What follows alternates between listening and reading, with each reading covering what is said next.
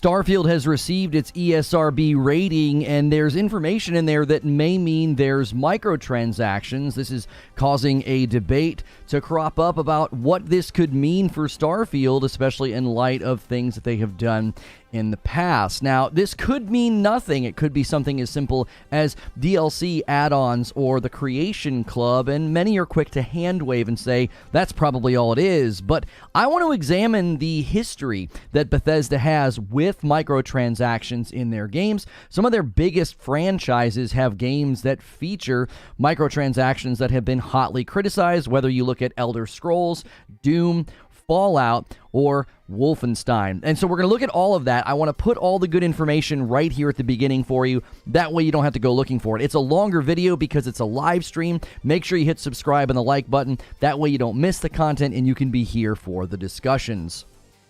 So Starfield has a mature rating for humorous reasons at one level, but also for reasons that could be a cause for a concern. Microtransactions are one of the hottest debated topics in gaming, and Starfield's rating leaves room for them, which many are worried could mean things in the game that they might find to be unpleasant. The rating could also point to something as simple as DLC, cosmetics, just things that you're wanting to buy optionally in the game, whether maybe it's just a deluxe purchase upgrade. There are games who have ESRB ratings where that's all you can do, and that's a part of the rating.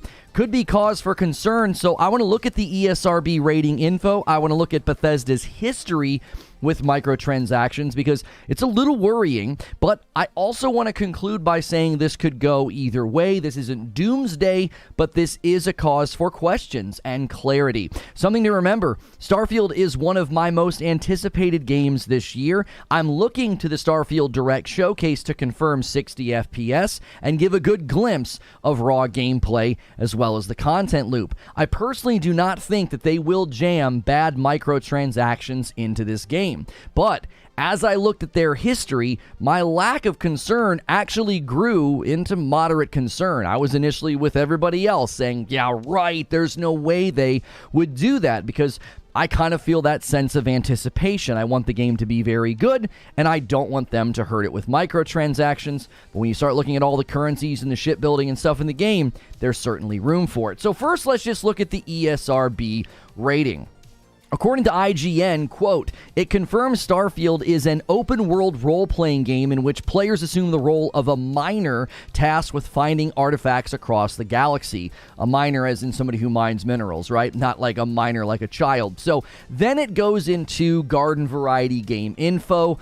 The next bit of text describes some things more standard, like Starfield allows for first and third person perspectives, and that it will feature character interactions, quests, futuristic guns, lasers, axes, and explosives. But it does touch on dialogue, and this is one of the reasons that it's kind of funny, like this rating is kind of funny. It's surprising that they really focused on this, but they have to do that, right? Given the wide array of dialogue options in the game, they've really increased the quantity. That's one of the big increases in Bethesda games that we're seeing. They show just how much more dialogue there is in the game, and there will be some suggestive language.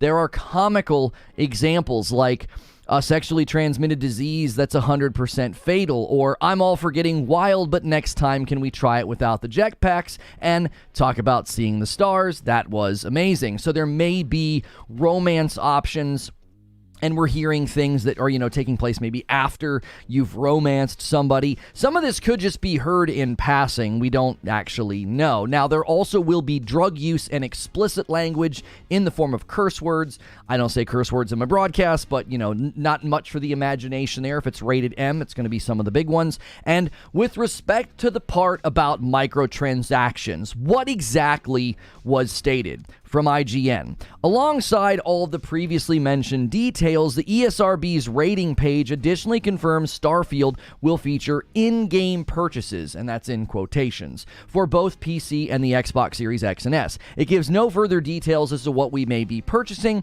but it most likely means we could see cosmetics for characters or ships, or substantial DLC, full expansions. There is, a lot of ways that this could go. There's a lot of ways they could add content to Starfield. Many people aren't sure if this is going to be a one-off game. Is it going to be an ongoing game? Do they have big plans to do more with it? Now, I put out a tweet, a very simple tweet, and I said, the Starfield ESRB rating could mean microtransactions. I said it could mean. I didn't say it did. I said, is this concerning, yes or no? The response to the poll reminded me of all of the Redfall PR coverage. Everyone is quick to say it isn't microtransactions or it's just the Creation Club, which we're going to look at the Creation Club in a second. That's microtransactions, but whatever. The instinct to immediately defend the game is honestly comical after many of the same accounts and the same people reacted the exact same way to concerns about the Redfall gameplay. Don't you remember? The IGN player is just bad. You haven't played the game yet. Now, this is obviously different because this is just generic info from the ESRB website, but the behavior is the same.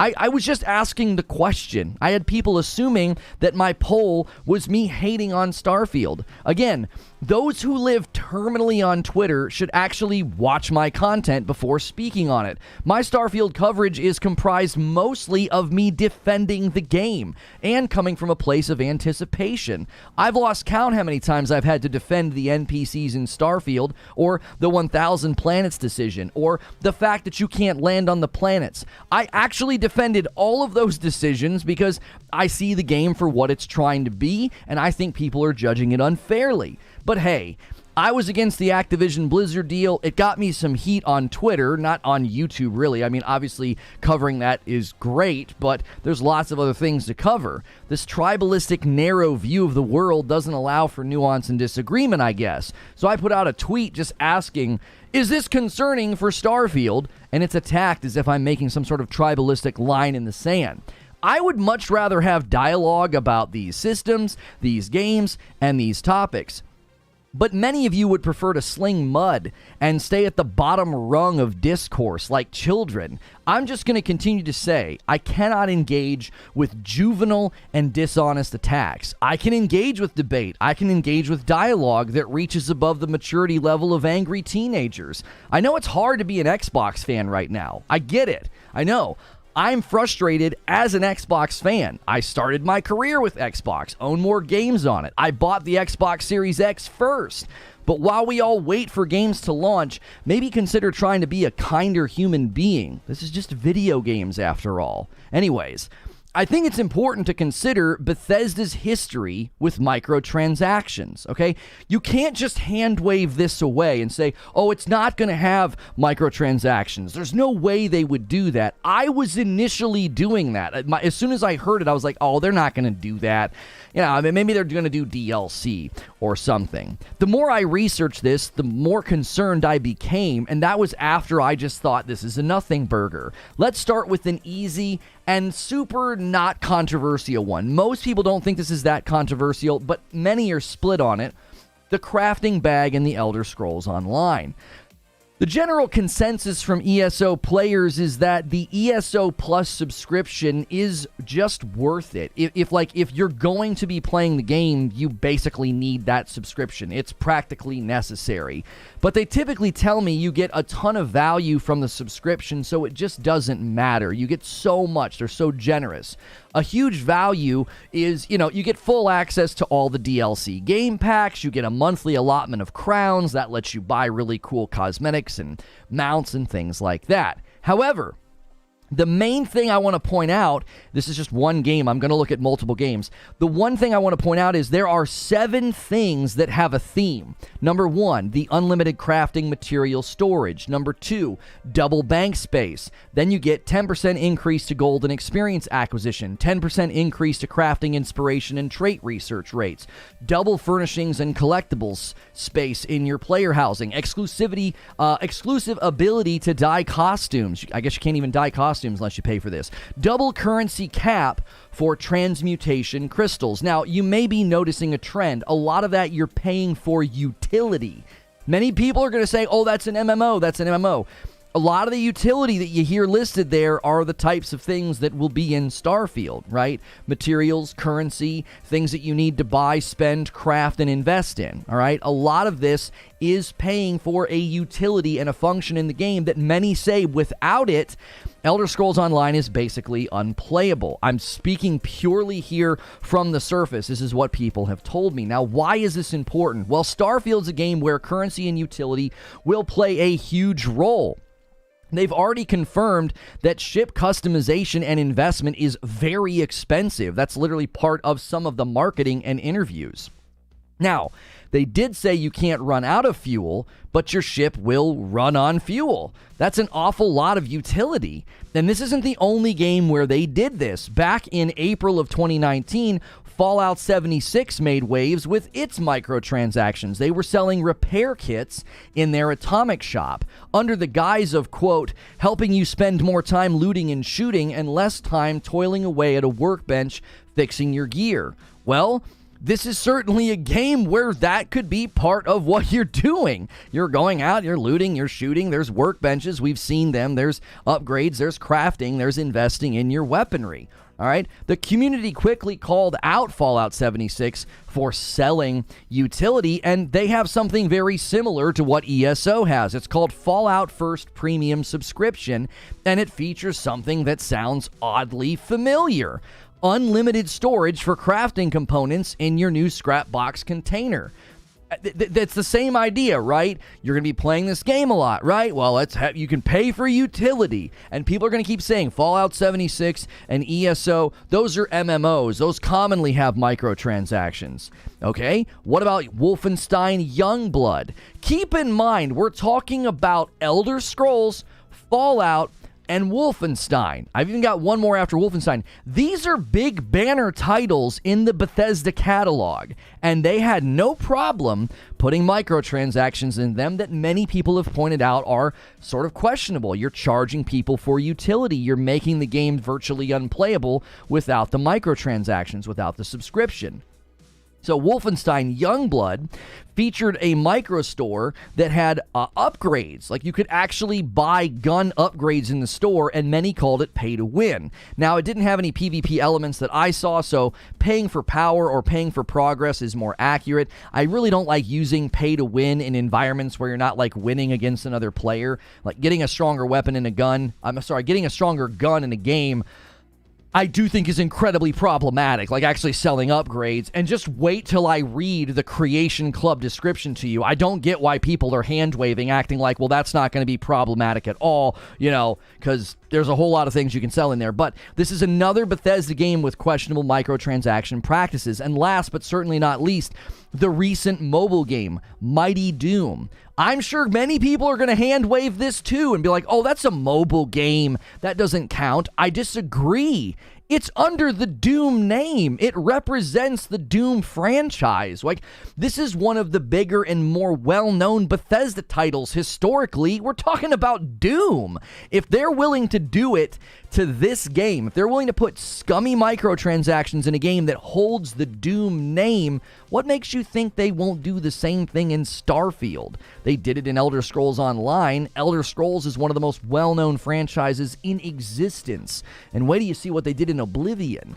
Fallout 76, again, is attached to one of their biggest names. In IGN review of Mighty Doom, they said, any aggravating monetization scheme you've heard of is probably here. And their verdict is, there is a devilishly fun roguelite hiding in Mighty Doom, but the way it's been buried under all the most egregious money-making schemes in mobile gaming is hugely disappointing.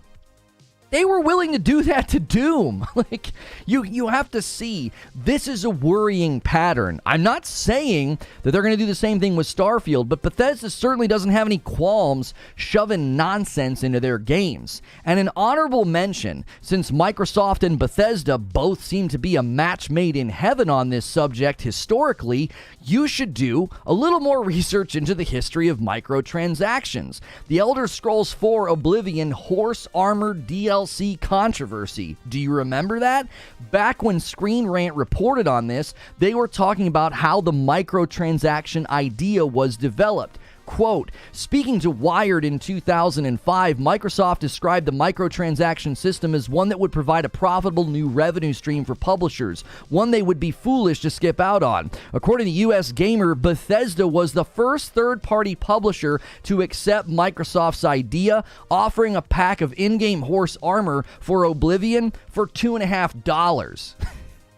So, yeah, they're not going to do this, right? Let's all hand wave and act like there's no possible chance that Microsoft and Bethesda would have good reason to put microtransactions into arguably their biggest game this generation. This will be bigger and more analyzed, more played, more watched than Forza. Likely, it will probably be more played than Halo Infinite. This is their biggest game this generation, right? I might have got ahead of myself. Forza really did very well with player count, but Starfield and Bethesda, there's a lot of pull for this title, okay? It gets even more interesting in light of everything that has happened. More from Screen Rant.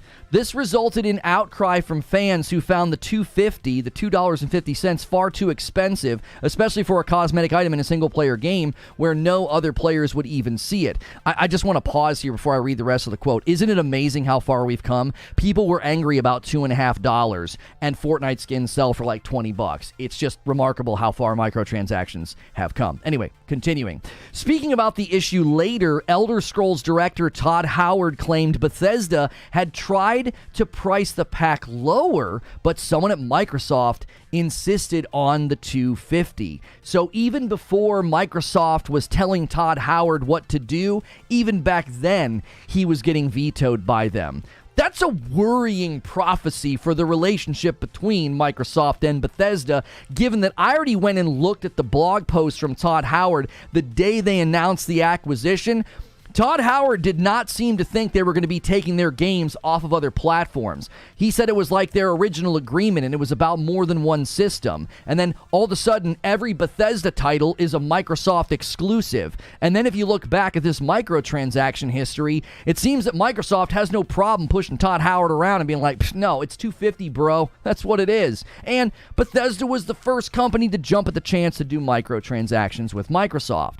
Everyone is hand-waving and saying this couldn't possibly lead to a storefront or microtransactions. I'm sure people will run to the comments of this video. Well, that doesn't count, or, well, that's an MMO, or that's just a mobile game. Bethesda has shown a pattern of being willing to put questionable microtransactions into every major name that they own. Now, it's not every major game that they own. People really have a hard time with reading comprehension on Twitter. I put out a tweet about this. Fallout, Elder Scrolls, Wolfenstein, and Doom. Those are their four big daddies, okay? Those are flagship names, and they were willing to jam really bad or questionable microtransactions into games that carry that banner. Elder Scrolls Online, Fallout 76, Wolfenstein, Youngblood, Doom, Mighty Doom, right? These are all carrying major banners of the Bethesda brand.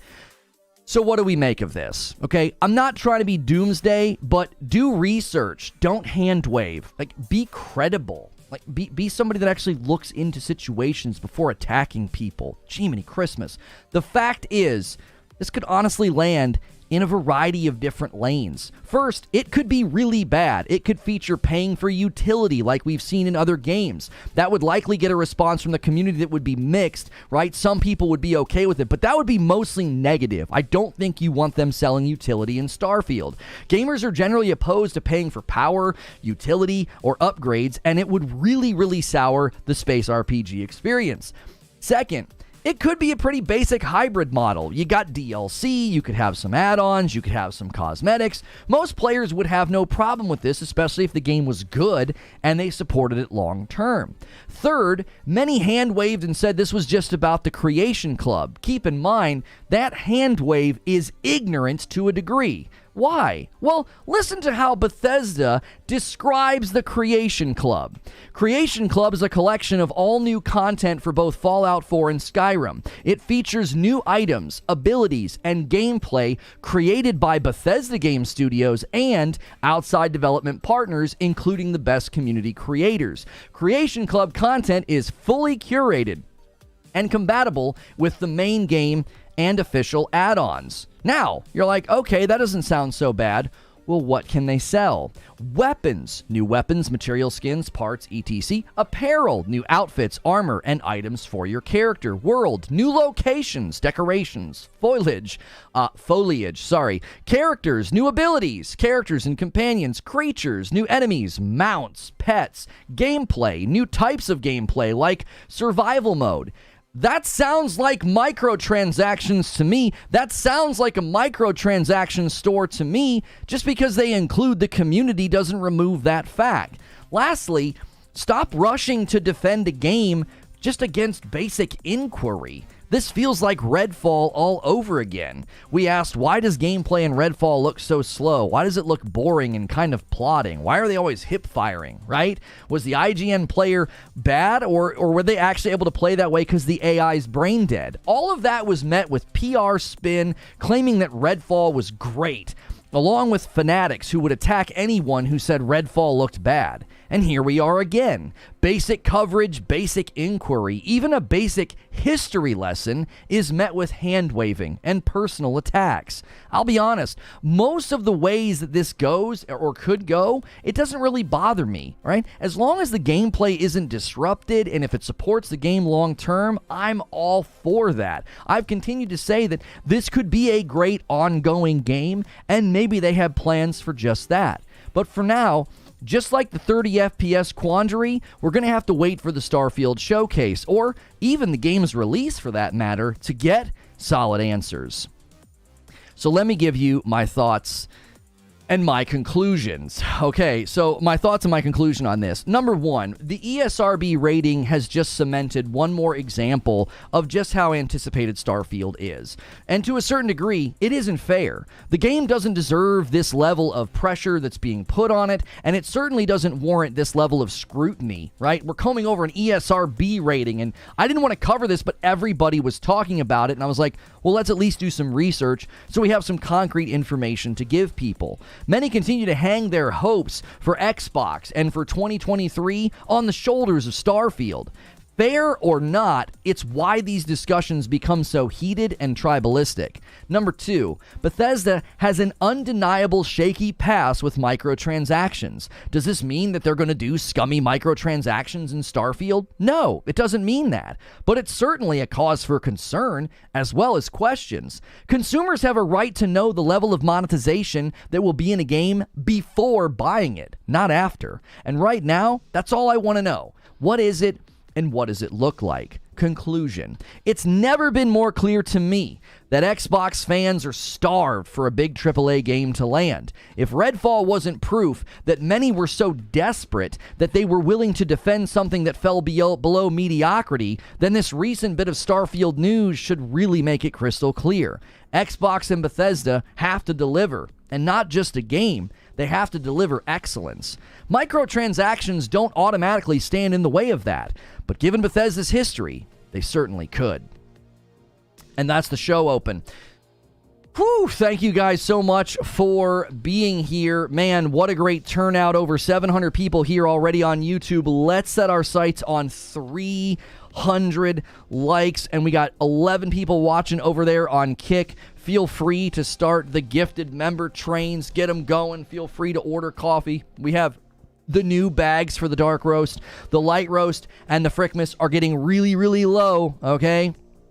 They're getting low because they're on sale. So make sure and snag those. Let's get the member count going. Every 25, I give 5. You guys crushed it again yesterday. You're very, very close to making me shave my beard, which is absolutely incredible. So thank you guys so much for being here and supporting everything that we do. Really want to discuss this one with you because honestly, the more I researched it, the more I became concerned. I was like, man, oh man, Bethesda really, really likes to sell utility. They really do. Oh, you need more of this? You need more of that? You need more storage space? You need a little bit more, of that? No problem. It's just going to cost a little bit of money, right? Like, I don't think that's doomsday. I don't. You know, and why are people hand-waving, acting like the Creation Club isn't a microtransaction storefront? What, I don't understand that. That's a microtransaction storefront. Why are we hand-waving that? Oh, it's probably just Creation Club. Oh, you mean the thing where they can sell guns and when they can sell armor and they can sell locations? That place? Just because it's approved and somebody else is making money other than Bethesda? DK Bager is going to start us off with a gifted member. There it is. There's the first one. Thank you so much. Buy fuel for real money. Yeah, and the history of microtransactions is hilarious coming from Microsoft. There's actually a quote when they were discussing this. This right here is all the proof I need that if you're trying to blame Phil Spencer for Xbox's woes, I've continued to say that it's Microsoft corporate. Just listen to this genius talk, all right? Jay Allard is a Microsoft corporate vice president back when this is all being discussed. I don't know if Jay Allard is still there. And this person said, if you don't believe in the self-expression thing, so be it, okay? Let's play it out on the market. We believe in this, right? They were basically saying that, what was the direct quote? They said that, that's not the quote I was thinking of. If you don't believe in self-expression thing, so be it. A Microsoft corporate vice president who has a key role in building the services in the next version of Xbox. Analysts say that money is good, perhaps too good to pass up. There was one where he literally said they thought players were going to be mad if they didn't have microtransactions. That's not the quote I was thinking of. Like, Eugene put it in the Discord. I thought that was a different section of the article. Console owners benefit with Creation Club. I'm not saying that Creation Club is bad. Hear me. I'm not saying that Creation Club is bad. What I'm saying is, don't hand wave and say, oh, it's not microtransactions, it's Creation Club. Creation Club is microtransactions. That doesn't mean they're bad. That doesn't mean they're scummy. But you need to have proper labels. Like, the Creation Club is a microtransaction storefront. That's what it is. Just because it's a community-driven thing or that supports the community doesn't mean it's not a microtransaction storefront. That's just dishonest hand-waving or somebody who doesn't know what the frick they're talking about. I don't see any problem targeting whales with microtransactions. If someone doesn't want to spend time earning something in the game and is willing to pay for it, let them. How can you expect it to be free? I didn't say I expect it to be free. I'm being extremely careful. Yo, what's good, Snow? I'm being extremely careful in what I'm saying. I am not saying the Creation Club is bad. I'm not saying it should be free. Everybody quickly hand-waved this. And they're like, it's not microtransactions. It's the Creation Club. The Creation Club is a microtransaction storefront. What are we talking about? It's not some free tool set you can just go use and get fun stuff. It's a storefront where you buy stuff. That's my issue with it. I don't care if Creation Club's in the game. It will likely be super dope. I even said I anticipated the modding community to create entire video games in this game. Right? I expect that. I expect to see, Star Wars and Star Trek mods and all sorts of fun stuff. I don't have a problem with that. Not really. You can use mods for free also. It's up to the mod dev. Sure, they can sell things for free if they want to, but they can also sell stuff for money. They can sell weapons, armor, upgrades, locations. You can buy pets. You can buy mounts. There's nothing wrong with that. That's up to the player. But don't wave your hand and say that's not a microtransaction. That just makes you look dumb. Thrifty with the $5 super chat tip. Thank you, Thrifty. Microsoft thinking gamers would be mad at the lack of microtransactions was the interviewer's takeaway from the discussion. Oh, so the executive was basically saying, yeah, we really want to make sure these microtransactions are in here. It's all about self-expression. That's how they couched monetization when it first arrived. Microsoft corporate. Creation Club also has tons of new content. The difference between good and bad is if it's cut content. Given that we know that Redfall was canceled for PlayStation build, I think it's possible that they had been working on a build for PlayStation that actually performed better, noting how Deathloop turned out. Yeah, I've discussed that up one side, down the other. I believe that Starfield was being developed for PlayStation 5 first, and so was Redfall. Just like Deathloop and Ghostwire Tokyo were. It's extremely obvious that those games were developed for PS5 first and then were ported to Xbox later. It's why they don't run as well on Xbox.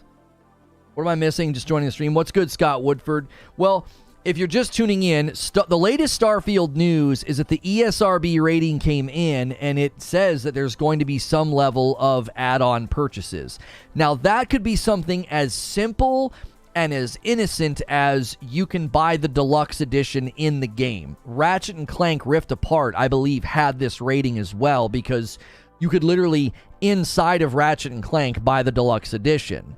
So I'm not being doomsday, but what I am saying is, if you research Bethesda's history with microtransactions, I don't get why everybody's trying to hand-wave this away.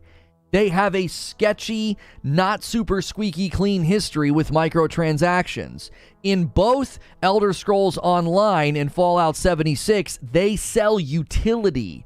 They have a subscription that's basically required to engage with those games because of how necessary the utilities are. Crafting bag, uncapped storage, etc. So if you're looking at those games, and then you look at Wolfenstein Youngblood, and then you look at Mighty Doom, it's pretty clear that Bethesda has no problem putting questionable microtransactions in their game. And those games carry their biggest banners.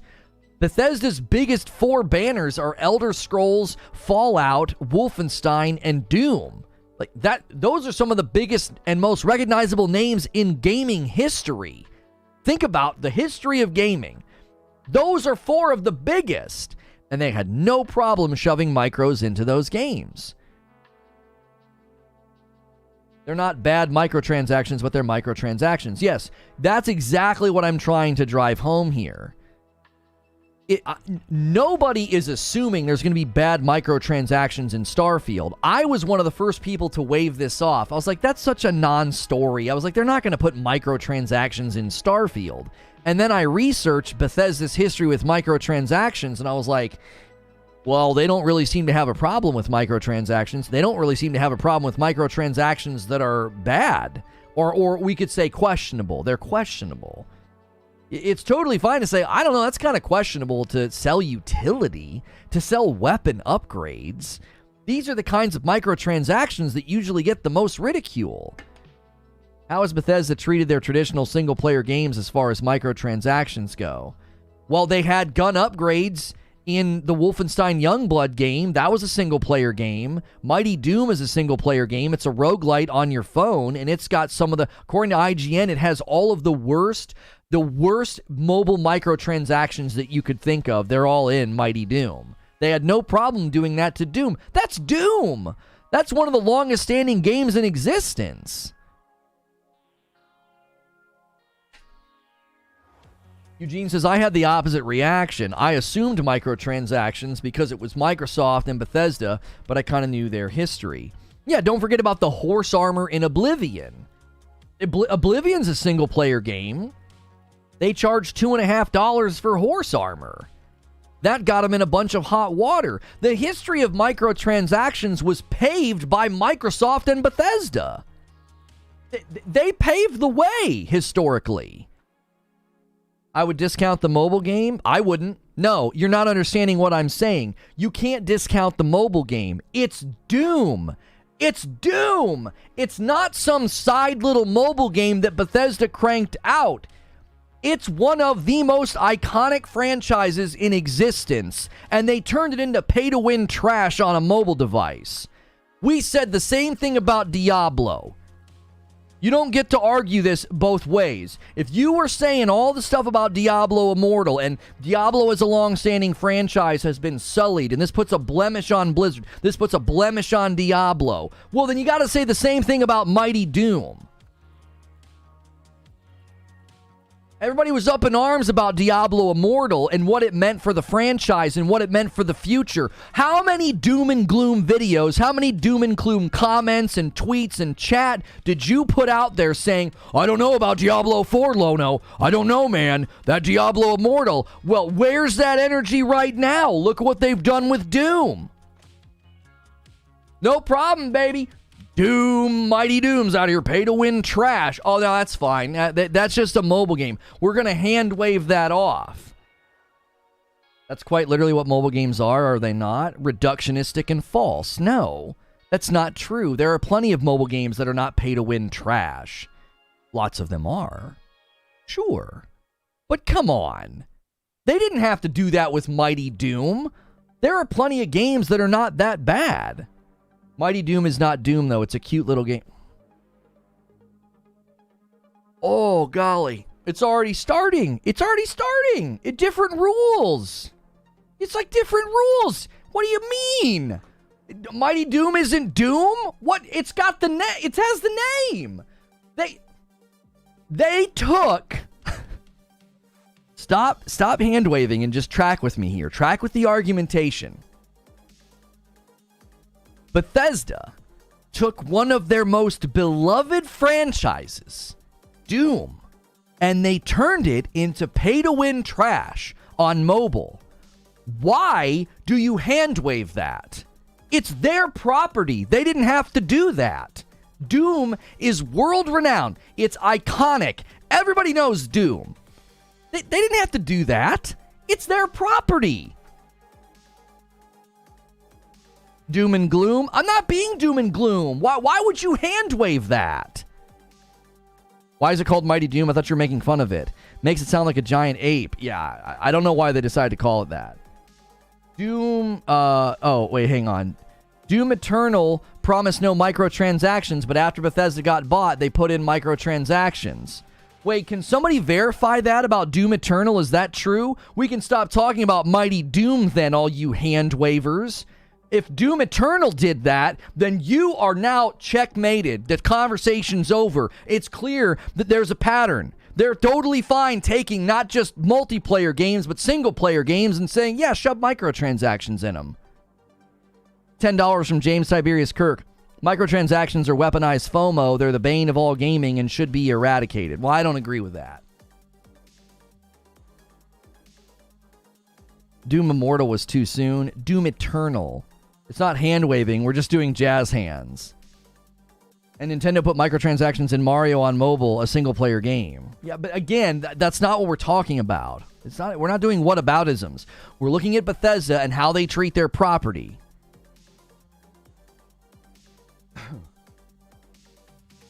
No checkmate. Good try, though. How is that not a checkmate? If you're going to say, oh, Mighty Doom doesn't count, it's a mobile game, and they also put microtransactions in Doom Eternal, that's a checkmate. That proves the entire point that I'm trying to make. They have no problem taking prized, cherished, beloved franchises and shoving micros into them. Doom Eternal paid skin packs break developer promise of no microtransactions. Thank you. Checkmate. Conversation over. We can move on to something else since we're done hand-waving about Mighty Doom. That's it. End of discussion. There's a pattern. Bethesda doesn't mind taking well-known property and putting microtransactions into them. Elder Scrolls, Fallout, Wolfenstein, Doom. Nothing left. Those are their biggest titles. Those are their biggest names. Nobody's saying that it's pay to win. Nobody's saying that they're out here being, oh, it's predatory microtransactions. That's not what we're saying. We're saying there's a clear pattern of behavior from Bethesda. So why on earth, when we hear about the Starfield ESRB rating, would we be out here hand-waving? Oh, no, there's not going to be any microtransactions. There's not going to be microtransactions. Bethesda doesn't do that. I'm sorry? But Bethesda doesn't do what? What? It's almost as if every game that they've touched in the last decade all has microtransactions in it. Who cares? Why are you here if you don't care? Do you commonly do that? I don't care about pruning rose bushes. I don't go hang out in live streams about pruning rose bushes. Evaluate your decision making. Why is it concerning if you're interested? What do you mean, why is it concerning?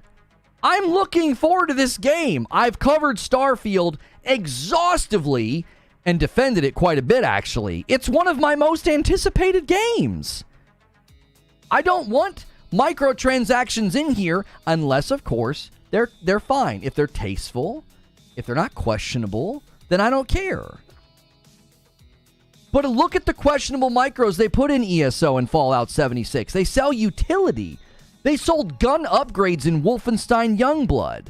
They told people, we're not going to do microtransactions in Doom Eternal, and they did it anyway.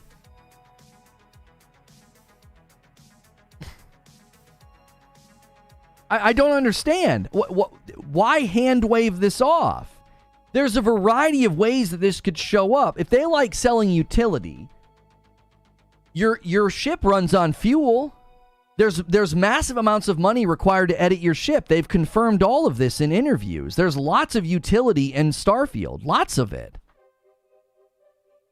None of this news sounds good. None of this is good, says Derek. If it isn't funny anymore. What a crappy year for Xbox. I think we need to look at when it's done okay, and why microaggression against all microtransactions is wrong also. It's a weird use of that word.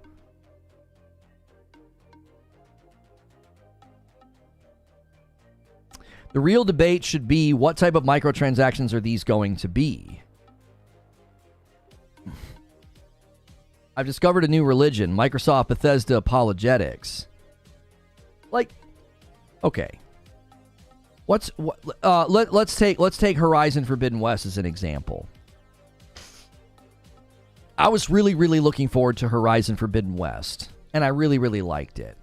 If on the runway to that game coming out, I found out there was going to be microtransactions in Horizon Forbidden West, and I found out they were going to be selling weapons and currency that lets you upgrade stuff. They were selling utility and power. I would have been very upset about that. I'm like, why would you put that in your game, right? I'm not saying that that's going to be in Starfield, but acting as if that's not a possibility when the pattern is clear, they have no problem going back on their word about microtransactions in Doom Eternal. They have no problem selling utility. They have no problem selling power. They have no problem selling gun upgrades.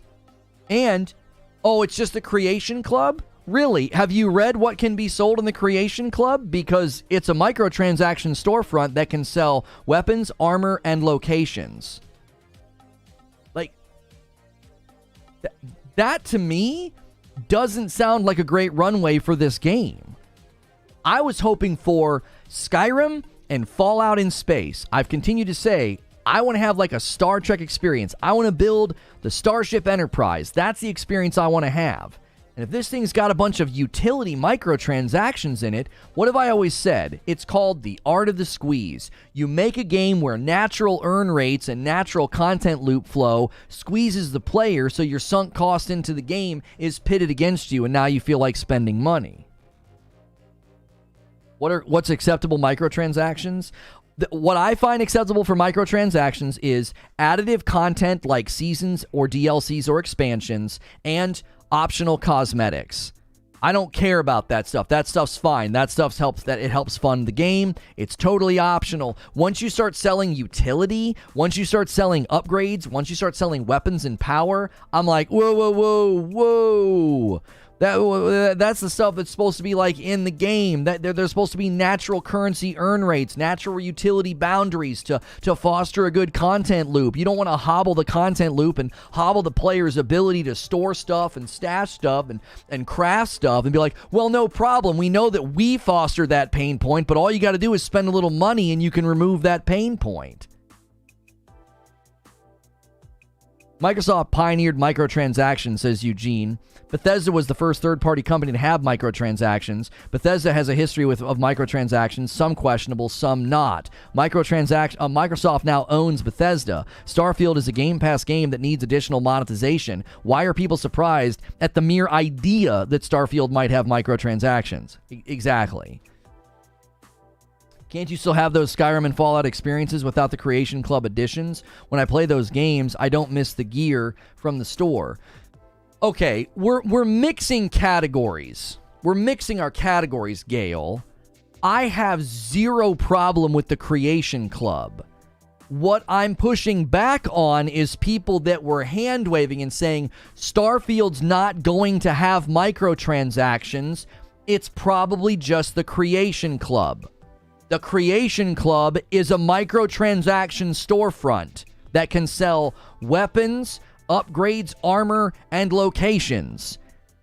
That's my issue. That's a separate issue. I'm pushing against that. You can't hand-wave like, oh, there's not going to be microtransactions in Starfield.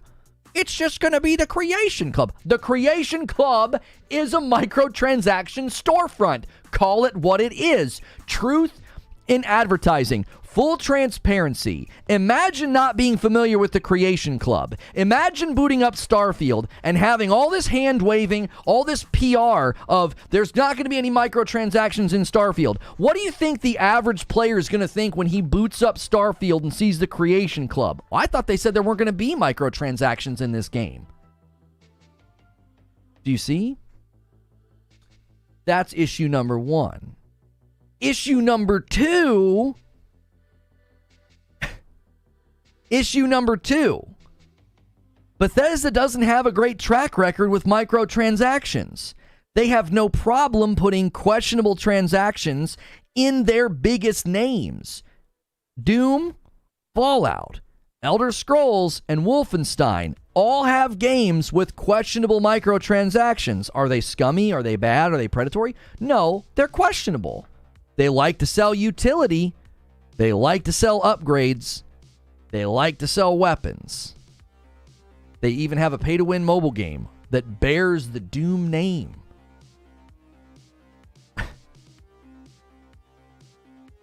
Forgive me, what's all in the Creation Club?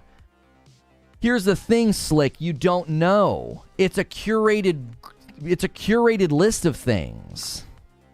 Remember the Fallout 76 store? It's like a mobile game storefront.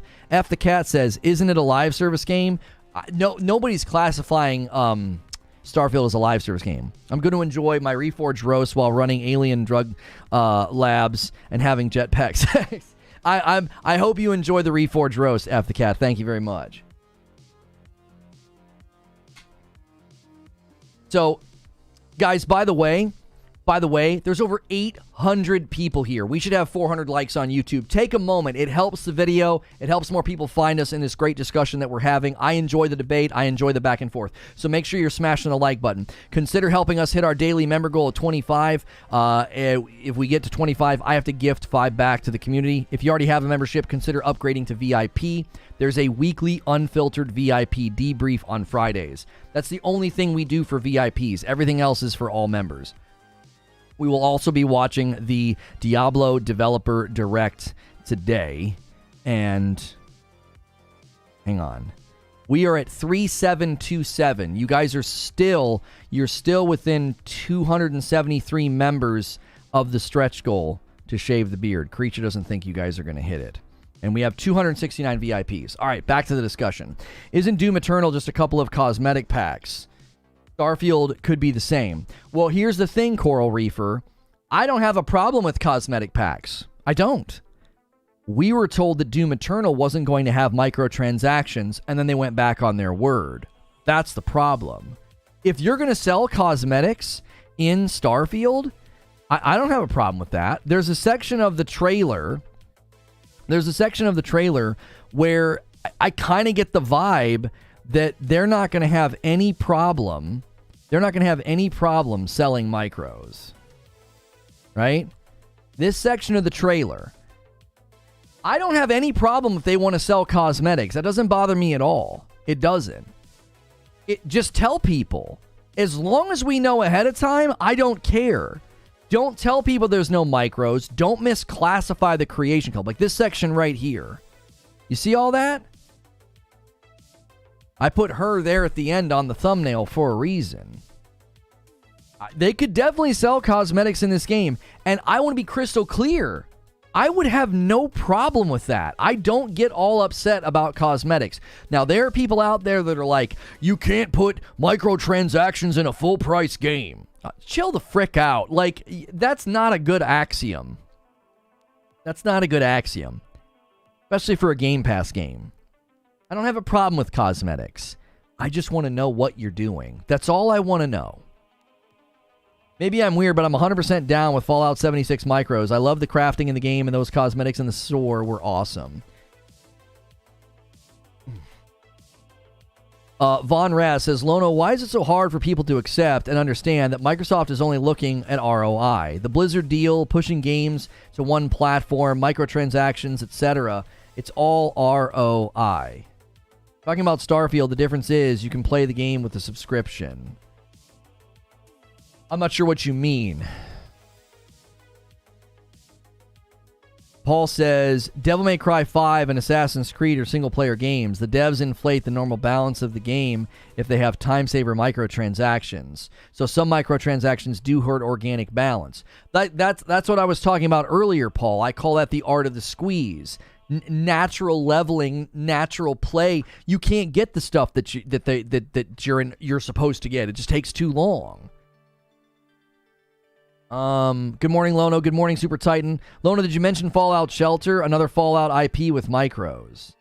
I know Fallout Shelter has microtransactions. I didn't research that one. I probably should have, because that's another big Bethesda title with micros. Fallout 76 was a good enough example. I didn't want to get redundant, right? I wanted to be really punchy in my examples.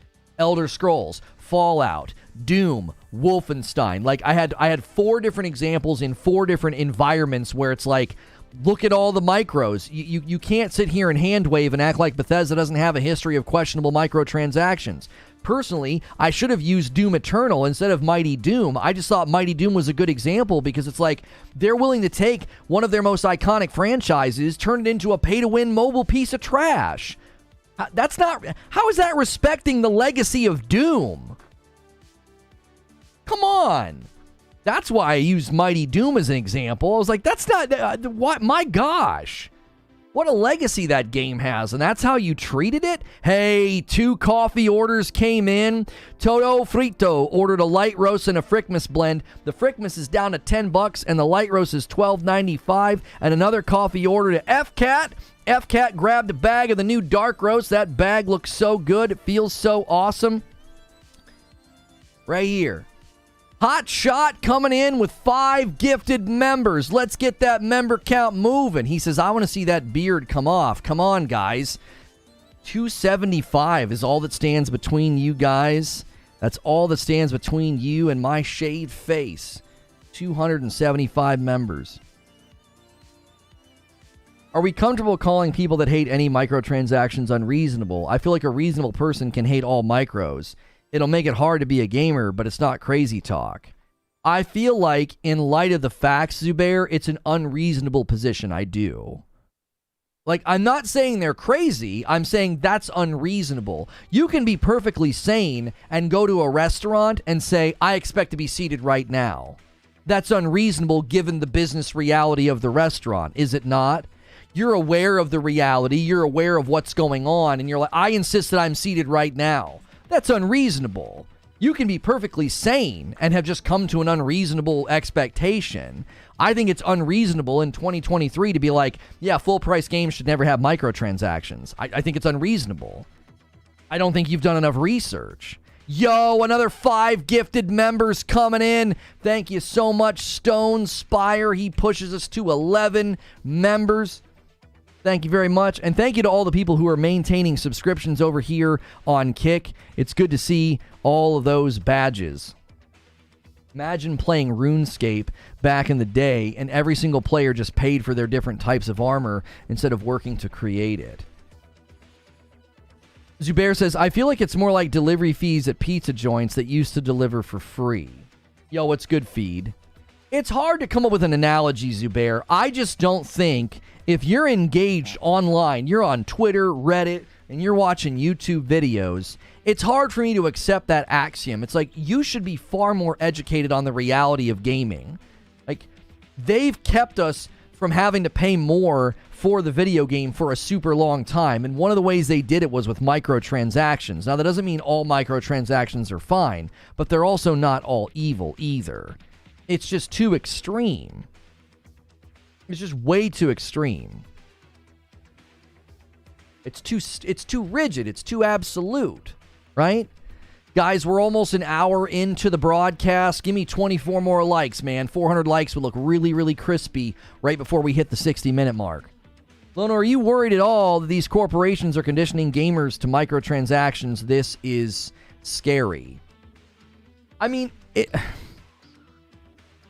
you say conditioning, right? Like, oh, we're all just being conditioned, we're being brainwashed. At one level, the market has a level of psychological manipulation. At another level, it's the market responding to what it wants or what it finds to be worth its money. Whether it's convenience or vanity, the market supports things like skins in Fortnite. Think about it. Yeah, it's more like normalizing than conditioning. When you talk in conditioning language, you're making it seem like some like Big Brother scheme. All businesses try to get as much money from you as possible. That's business 101. That's not unique to video games and microtransactions. Jet with the $5 says Nothing Burger, Ratchet, and Horizon has the same thing on ESRB for in-game purchases. Yeah, well, if you're going to respond to my thumbnail with $5, be sure to do that on all my other streams, or maybe engage in the dialogue, as I did a 20-minute show open with research into the microtransactions history at Bethesda with games like Elder Scrolls Online, Mighty, Doom, Doom Eternal. They even promised no microtransactions in Doom Eternal, and then they did them anyway. Then there's Fallout 76, and there's Wolfenstein Youngblood. Maybe educate yourself before wasting $5 on a super chat to act like I'm reporting on a Nothing Burger. Russell Coaster with a $5 super chat. Hold, there's no microtransactions. It's labeled due to the Digital Deluxe. Yeah, another one. Having the ability to sell their work, anyone who says otherwise is a pony. Yeah, thanks for $5. What, did you guys all just get together a little bit ago and say, let's go give this guy $5 to look stupid? Like, do you guys have a club somewhere? Send some more people here. I don't mind. I got braces to pay for.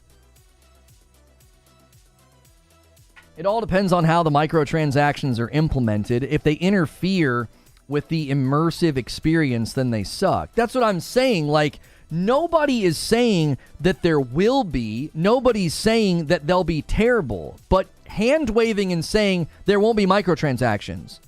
What? Even if it's just the Creation Club, that's a microtransaction storefront. You look foolish. Yeah, can we get some ponies in chat?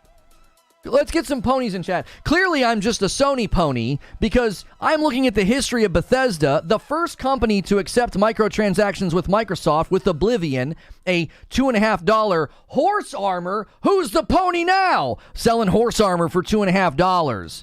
They were the first company to take up the idea. Oh yeah, microtransactions sounds great, Microsoft. Todd Howard's on record as saying he wasn't happy with the $250 price point, but Microsoft insisted that it would be $250. You think that sounds like something that you want for Microsoft ownership of Bethesda? Microsoft basically telling Todd Howard what to do with the microtransactions in his own game? But I'm just a Sony pony, man. There's not going to be microtransactions in Starfield, bro. This feels just like Redfall all over again. No inquiry. No inquiry allowed. You know? We're not allowed to ask questions. A $5 tip from Jet. I just came in. I got to rewatch. Listen, homie. I appreciate the $5. You're going to come in and tell a man that puts lots of work into his show open, lots of research into my monologue, and you're going to say, this is a Nothing Burger? Where's the trust? Where's the trust? I remember being outraged by the horse armor. Meanwhile, in 2023, I bought a Marvel Snap cosmetic for $20. Yeah, look how far we've come. Yeah, Doom Eternal single player, and they put microtransactions in Doom Eternal after saying they wouldn't. You see what I'm saying? This has nothing to do with being a Sony pony.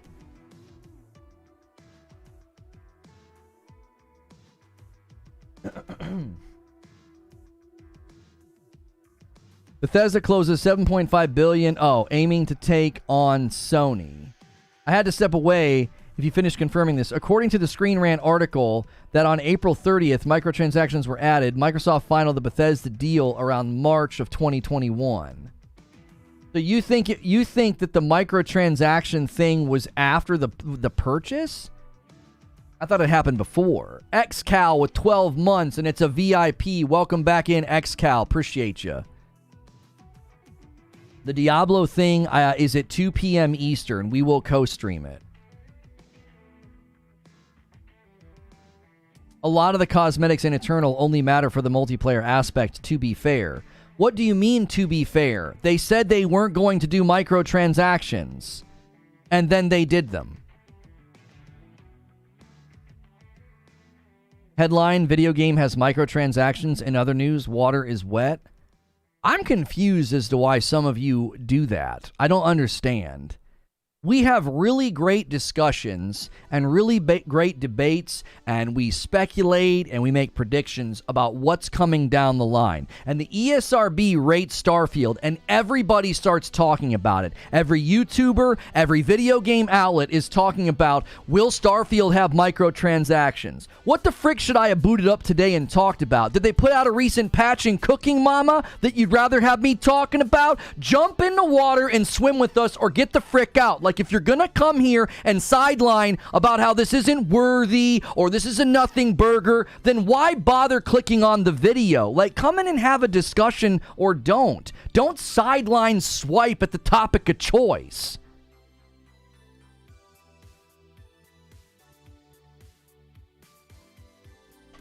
Demony Christmas. We can't be critical about Xbox's big flagship.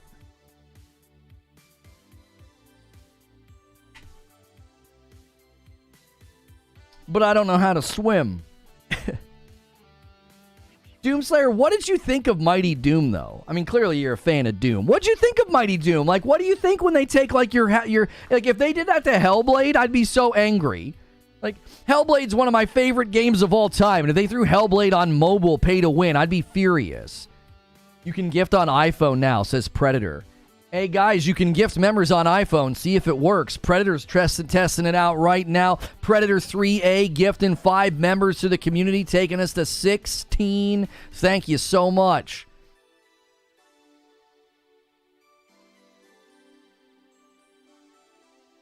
Gran Turismo 7 fans revolted and they reverted almost all of it. That's the difference. Yeah, I talked about that. I didn't do a talk show on it because I don't cover or play racing games, but Gran Turismo 7, like, I looked at the microtransactions and I was like, this is really bad. And then the community revolted and they reversed it all.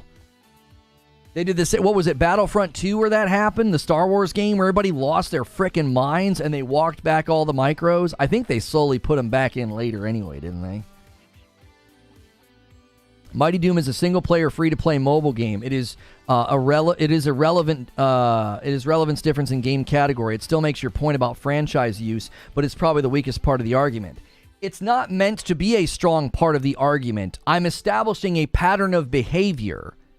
Elevated Vibrations gifted a member, and it went to my man Aaron Crabtree. That guy's always here. He likes to order coffee. Thanks for being here, Aaron. Thanks for the gifted member, Elevated Vibrations. Like, I don't mention Mighty Doom to be like, this is the linchpin to my argument. Look at the pattern of behavior. Yo, another one from CrossFit hitting us at 18 members on the day. Thank you, CrossFit Nerd, gifting a member to Monkey Plagues. And Wired Rope does a 3-month renewal. Thank you guys so much for the renewals and the gifted members. He says, yep, gifting on iPhone works. There you go. Time for a gifted member train, all you iPhone users. It's your turn. Blakey Biz with a 7-month renewal. Thanks to the top workmate. Much love from the UK. Thank you, sir. Mighty Doom was a stupid cash grab. Using Doom as a way to get into mobile. A stain on the IP. I agree with you. I was very upset. You know why I was upset, Doom? I played it and thought it was fun. And then I read reviews and I was like, come on. I didn't get far enough to encounter all the problems, right? I played it for 20 minutes, and I had a good time. I thought it was a cool little game. I was like, okay, Vampire Survivors, another really great game on mobile, right? I think rogues like that just work very, very well on mobile. DK Bager gifts a member, taking us to 19 members on the day. Thank you so much, DK. They charge more on iPhone? Well, of course they do. Apple's taking their cut. Of course they do. That's every game. That's every outlet that you spend money on through the Apple Store, through the Apple apps or whatever. I feel it is both safe and healthy to check all microtransactions at the door with critical skepticism. We have to be sophisticated consumers, says Zubair. We can't just pretend there are bright line rules about microtransactions. We have to judge case by case basis. This is exactly why I said I just want to know what it is and what it looks like. That's all that matters to me. All that matters to me is, what is it and what does it look like? If you're going to have Starfield microtransactions, is it going to disrupt? We're hoping that the Starfield Direct that's coming up in how many days? Basically like a month. The Starfield showcase is basically a month away. And we're looking forward to seeing more information, more Starfield gameplay. And the question in my mind now is, well, okay, hopefully you guys aren't going to disrupt the gameplay with micros, because what I've seen from the gameplay is great. When we talked about the dialogue systems, that was a really fun stream. I think the dialogue systems look great. I think the concept of dynamic side quests is great. I think the exploration looks fun. The building looks fun. You know, I've got concerns about gunplay, and I've got concerns about performance. 19 months from Solemn. Take my Android money. Thank you, Solemn. Have they mentioned how long their showcase is? They've got so much to reveal and talk about. What'd they say? It was like 30 to 40 minutes or something like that? I don't remember if they've said the exact time. Apple charges top dollar for their phones and iPads and laptops, but they don't stand behind their product for service. Just buy another one? I mean, that doesn't seem relevant to the discussion. People have selective vision. They will get angry over microtransaction on games if they won't play, but if they like a game or a developer, they'll let it slide. It depends, though, Tubbs, because if you really like the game and the microtransactions are scummy, that actually makes you more angry. There's a breaking point, I think, even for fans of a game.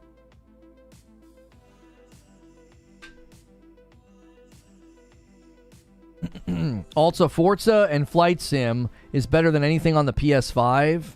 What? Why would you say that? Like, I know that that's subjective, but there's nothing to warrant that statement. Critical acclaim, I don't know, sales, awards. Like, really? Good night. I have a question. Name one game with a deluxe edition that doesn't say in-app purchase. I have a question. What does that have to do with the discussion? What does it have to do with the discussion?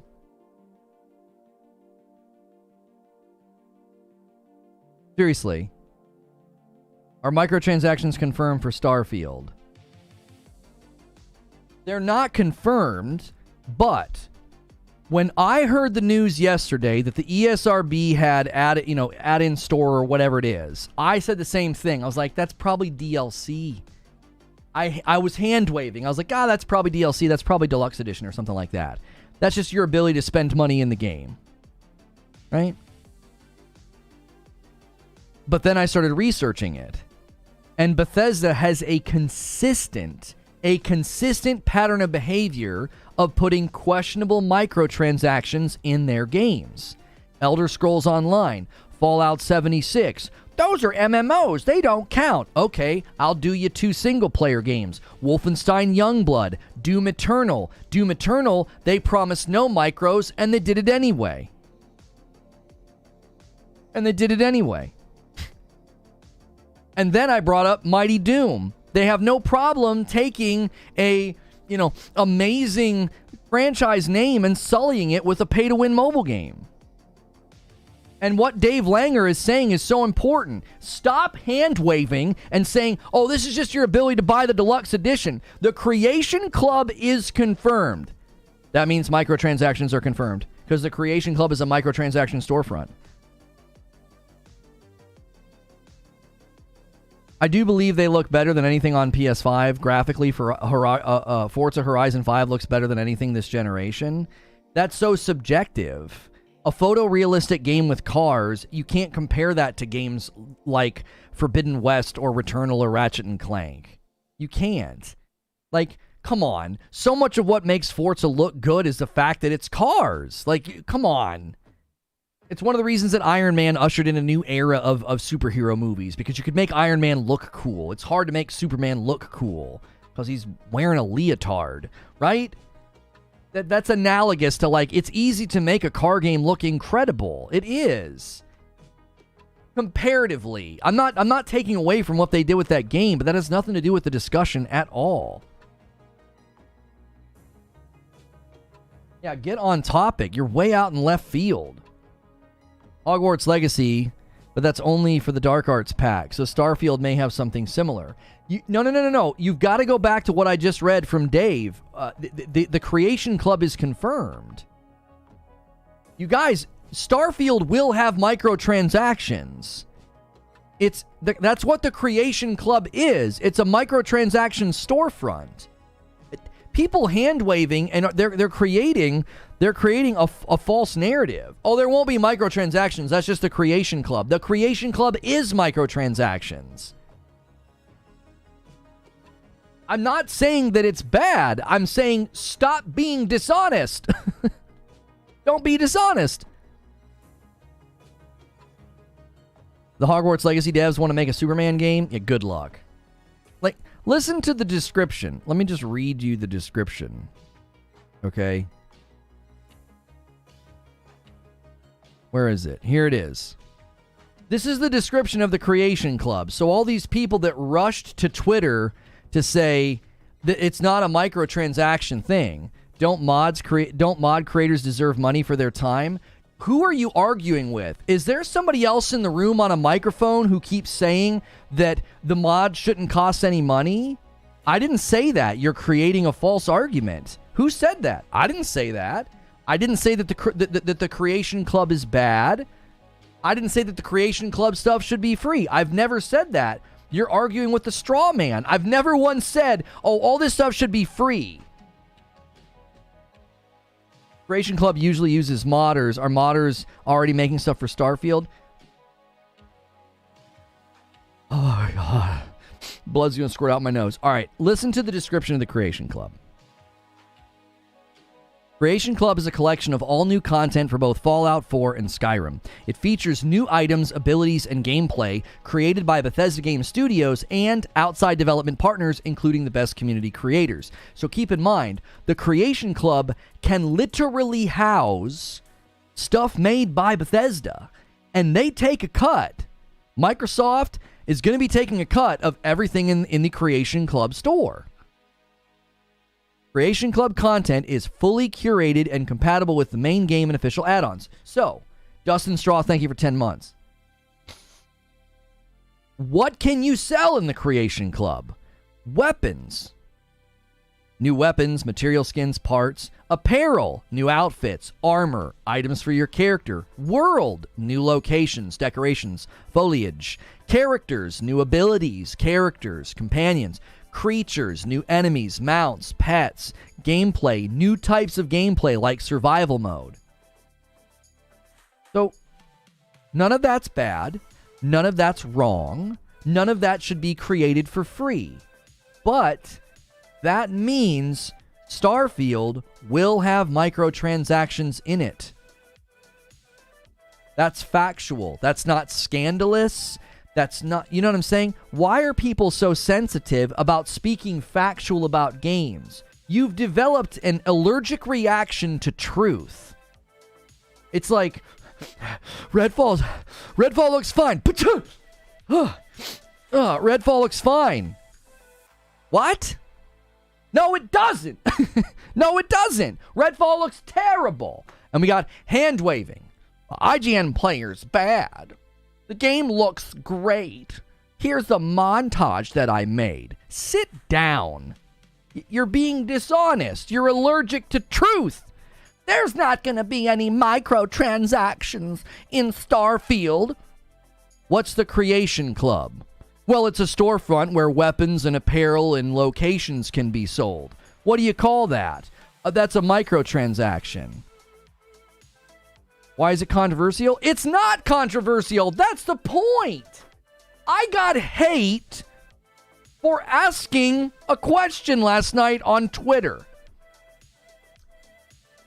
The ESRB rating of Starfield could mean microtransactions. Is that concerning, yes or no? And I got hate for asking that question.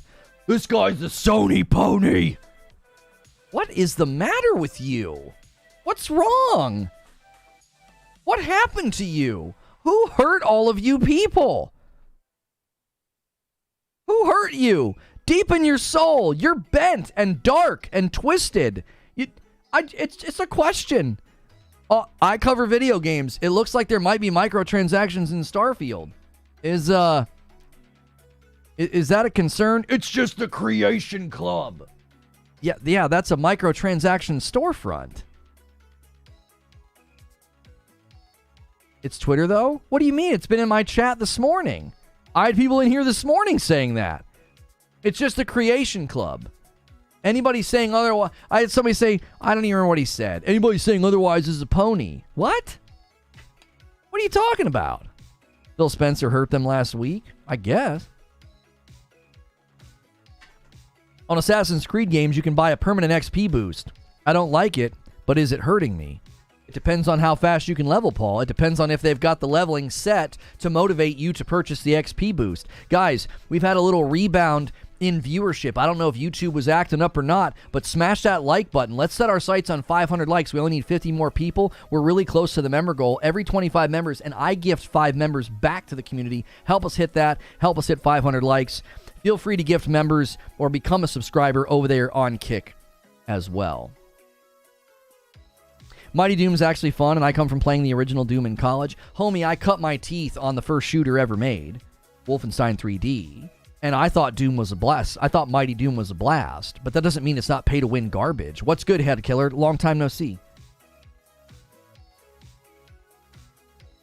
You really should have done a pony live stream during the Derby. So on brand. I would have gotten smacked down with the DMCA really hard. Eugene says they've had blue balls for 10 years because Microsoft games don't fulfill their needs. Insert shameless coffee plug. Yeah, has anybody ordered any coffee? The light roast and the Frickmas are getting really, really low in quantity because they're on sale. And then we got the brand new bags for the dark roast. So thank you guys so much, all the people that have been supporting and ordering the coffee. Game design is key. If there's any pacing decision that factors into XP boost, then that is a problem. I posted yesterday on Twitter that I was selling my Xbox, and some people went full-on crazy. Oh yeah, they got really angry with you. I saw that, Brap. Listen, I'm just going to tell you what's been happening. This is what's been happening. There are people who get so loyal to something that the minute you're not at their loyalty level, you're the enemy. You've betrayed the brand. So I covered Halo for a month, had great growth on my channel with Halo. I have covered Starfield a bunch. I've defended Starfield far more than I've ever criticized it. Okay? Built my entire career on Xbox to the point that it used to be really hard for me to cover Sony topics. Now we're a lot more diverse. I can cover both Xbox and Sony to great results. Look at yesterday's Sony Showcase stream. Look at the turnout today. I can cover both. But because I don't hit their level of loyalty, I'm the enemy. I'm a betrayer. And it's like, come on, bro. Like, It's so self-defeating. What's good, Ginger? I got to thank these guys. A's in the filthy casual with a $20 VIP, a 20-month VIP renewal. I think microtransactions just given at this point. Microsoft's been on a losing streak. They need to recuperate some loss, especially after spending so much money on Bethesda. And then Ginger hits 20 months, says Morning Legends. Good to see you, Ginger. Listen to me. If you're a die-hard Xbox fan, you need to understand what you're doing. You're making it really hard to want to play, talk about, or be a part of anything Xbox does. Like, I'm super excited about Starfield, and I've been wanting to play it for a really long time, but Xbox fans make me want to run away. You guys are antithetical to fandom. It's like you don't want people to be middle of the road fans of the property. I need a tattoo. I need to scream, hold the line. And I need to act like an insane person on Twitter. I need to do all those things in any order that you feel like is necessary. Apex Predator, the community makes the mods. It's always been the community. Todd Howard talked about monetizing those mods so the community can make money so the mods they make. Yeah, listen, Apex, I don't have a single ounce of problem with the Creation Club. I don't. But don't tell me there's no microtransactions in Starfield. It's just the Creation Club. The Creation Club is a microtransaction storefront. That's dishonest. Imagine someone ignorant to the nuance that apparently exists. Apparently there's a big difference between microtransactions and the Creation Club. Nobody's explained that to me yet, but apparently there's a difference. Anyways, imagine not being super familiar with this debate. Okay. Imagine not being familiar with this debate, and all you hear is there's no microtransactions in Starfield, and you boot up and you see the Creation Club. What are you going to conclude? There's microtransactions in this game. I thought there weren't going to be. That's not good for the consumer. They're going to feel like they got lied to. That's just fanboys in general. Even PlayStation fans act crazy. Oh, I know. When I tweeted that I didn't think I'd get into Final Fantasy 16 because the combat looked too much Devil May Cry, too much JRPG, I had people calling me an Xbot. I had people accusing me of being an Xbox fanboy because I was just being honest about the fact that I didn't think Final Fantasy 16 was going to appeal to me. Beautiful game. It's going to be a groundbreaking game, I think, this generation. I do. I think Yoshi P is a visionary. I think he's a genius. And I think he's going to bring something to the market that's going to be truly special. And I'm probably not going to enjoy it that much. And that makes me an Xbox fanboy.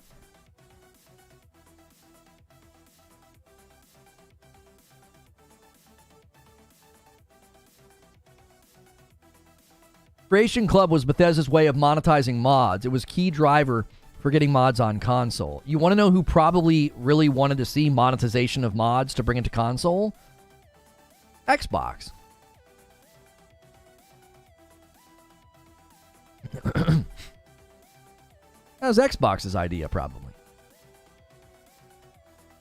I'm with on the I love Devil May Cry, but I don't want it in my Final Fantasy. Well, the Devil May Cry guy is, like, helping. I mean, isn't he the combat lead on Final Fantasy 16? It's no surprise it looks like Devil May Cry. I mean, the guy is Devil May Cry. Ginger, oh man, though has spoken foul of the Square Enix cult. Oh, thou has spoken foul of the Square Enix cult. Too many cults in gaming and in fandoms, really. This is a human problem more than anything else. Well, sure. I mean, Ginger, you and I have our own diagnosis of what's going on, but you know what I mean? Can we get 9 more likes on the video? We're right there at 500. Come on, come on, come on. Big Mad Mo with 20 months and a member plus. Yo, do you have Dark Roast now? And I want Hellblade 2 most anticipated. Hellblade 2 is my most anticipated game probably this generation, next to Ghost of Tsushima 2. And yes, these are the new bags, Mo. The Dark Roast bags. We got all the info on the back. It's a tear. It's got the tear line, no more scissors required, and then it's a resealable bag. Resealable bag. I believe you, I'm not mad. No. I just always...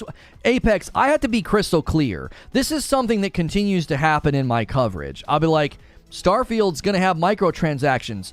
You Sony pony! Okay, but I'm not saying that's a bad thing. Why do you hate Xbox? I actually think that microtransactions are fine, and as long as it's tasteful, cosmetics, additive, maybe it's just Creation Club. You betrayed us long ago in the dark shadows of the cult-forming circle. Wait, what did you just say? Like, that's kind of how this conversation typically goes. So I am commonly having to, like, overqualify my statements. I'm not saying that I hate this. I'm not saying that Phil Spencer is the devil. I'm not saying that Microsoft wants to eat children. Like, I have to constantly push back against just hyperbolic presumptions and false conclusions about what I think. Exhausting. Reckless Gambit with a VIP.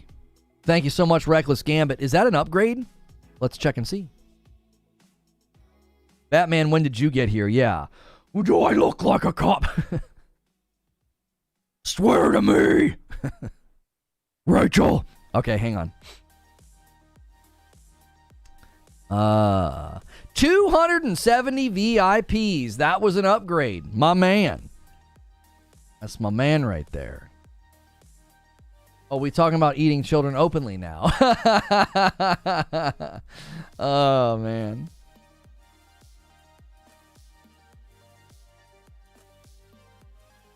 Did you see the screenshots of the Series S getting errors and running out of VRAM? Don't cannibalize future content, bro. Don't do it. I'm not wearing hockey pads. What's the difference between you and us? My name's not Carl. I don't live with my mom, and I'm not wearing hockey pads. That was the uncut version. It happened to one person.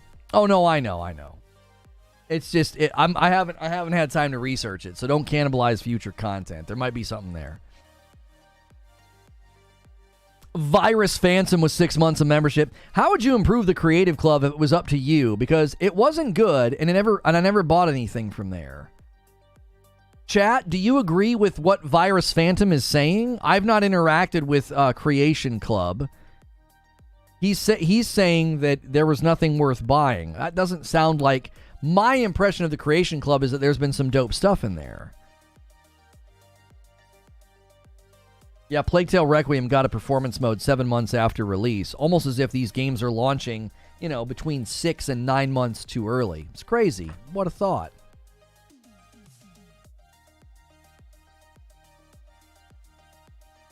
Are you the real Batman? Why do you dress up like... Yeah, that's good. That's my favorite scene. Why do you dress up like him? It's to show that we don't have to be scared of you. Oh, you do, Brian. You really do. I love how he pets him and tells him, shh, shh, shh. He's like petting it with his hand. Like the best scene. Yeah, it's been 7 months since Plague Tale came out.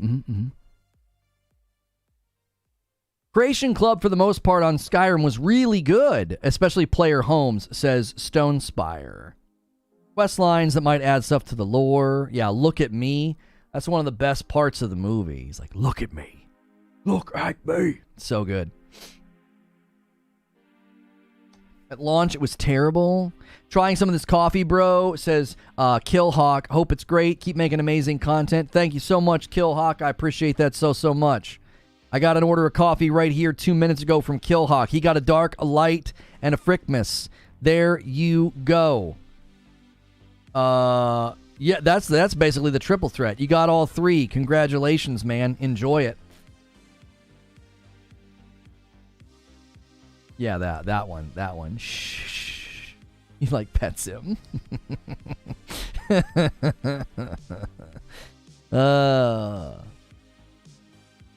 Creation Club was lacking on PlayStation from what I understand. Mega blip, or was it just my internet? YouTube's been acting up all morning. I can always tell when we go up to a really great view count and then back down, and then we slowly climb back up and then back down. I think the platform's having some issues this morning. We continue to climb up low 800s, down 670, back up. It's like we're on a freaking roller coaster. You know what I'm saying? Is The Last of Us PC port still a train wreck? I don't know. From what I've heard, it seems to be fixed. I've not paid any attention to it. That's why you can't launch in a state like that. Everybody just moves on. They're like, yeah, game's crap, game's trash, game's garbage, meh, and then they move on. I don't pay any attention to it.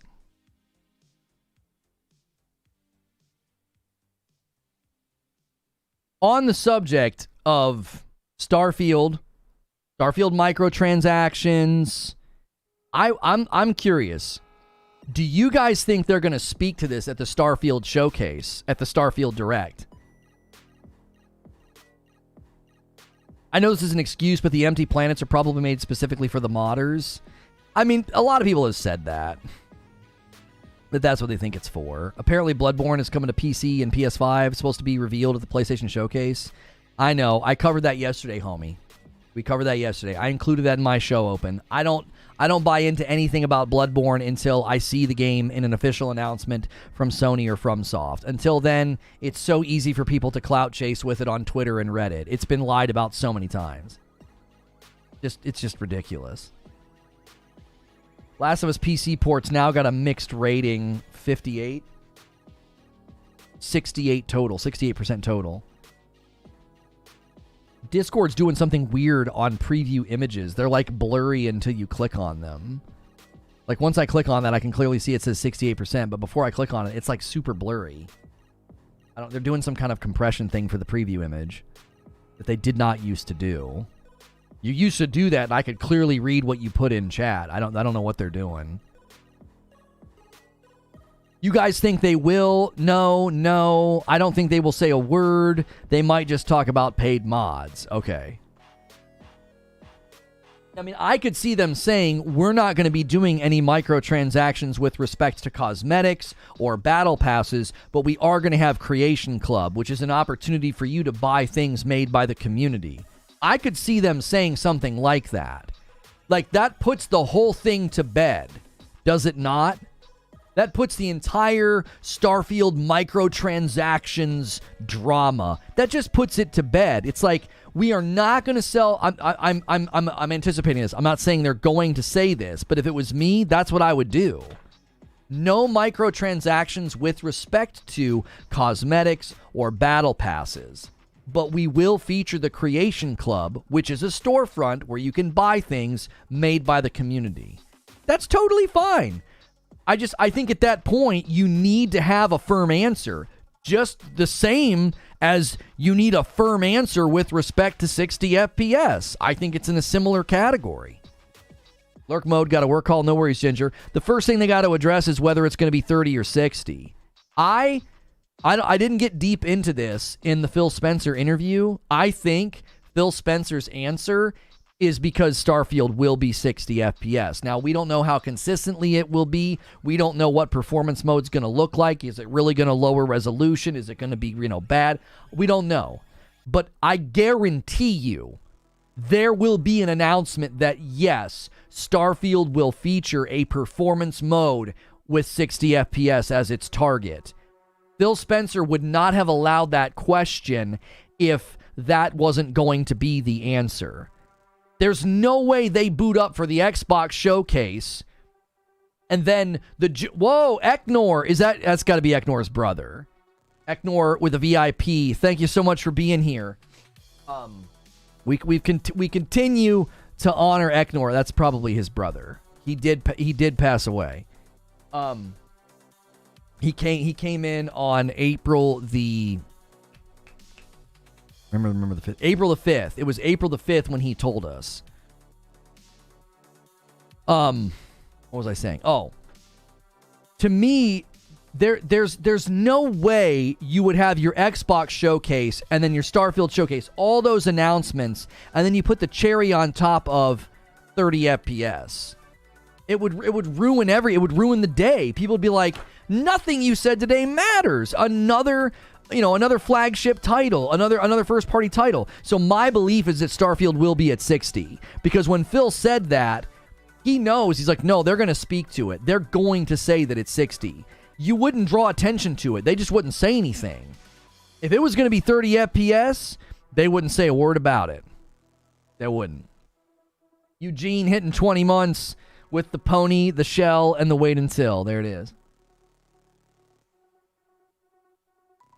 Yeah, it was really, really cool too, Trill. It was on a day where we had already gifted like 150 members, and he came in to let us know that he had passed. The last time Eknor had come to the chat, he thought he was a couple of weeks away.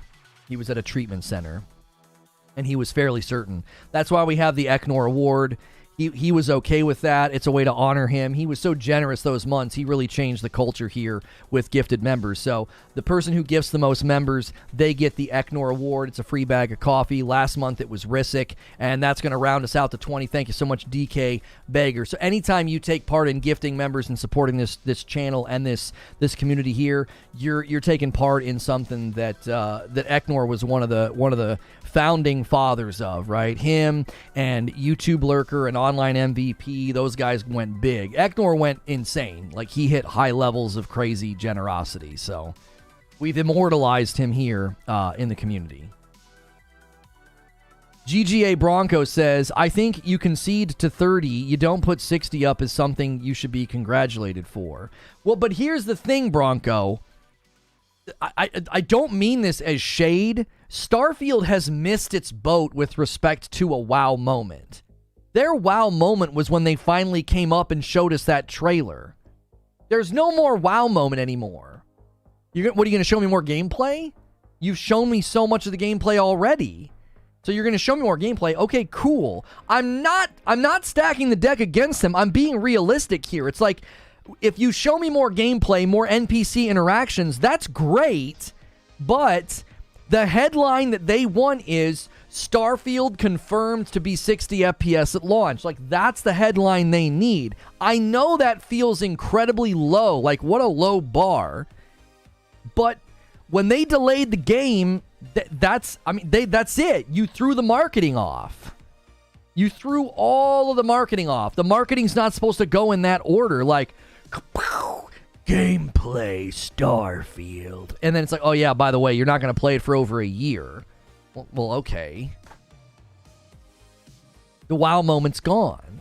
Typically what they do with marketing is you do announcement trailer. No, I'm sorry.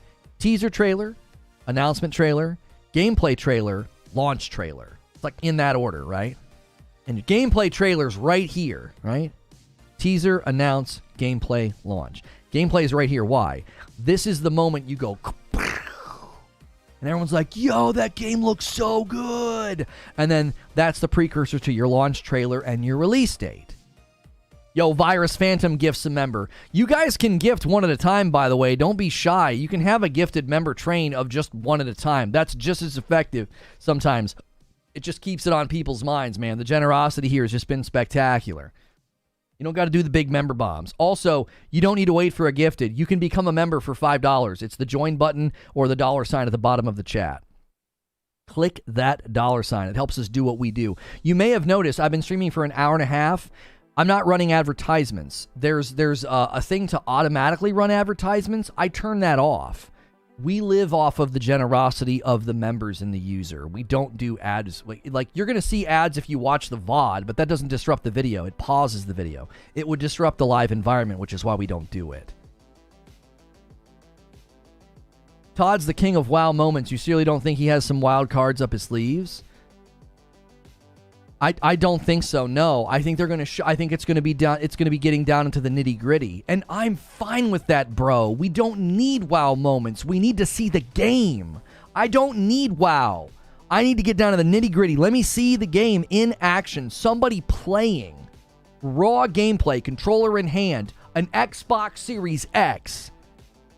Samurai King with a $10 super chat. You underestimate how hyped people are for Starfield. No, I don't. That's why I don't think it can have a wow moment. That's precisely why. It's so hyped. Anticipation's so high. Another gifted member from Darth Nihilus. Thank you so much, Darth Nihilus. Inching us toward the goal.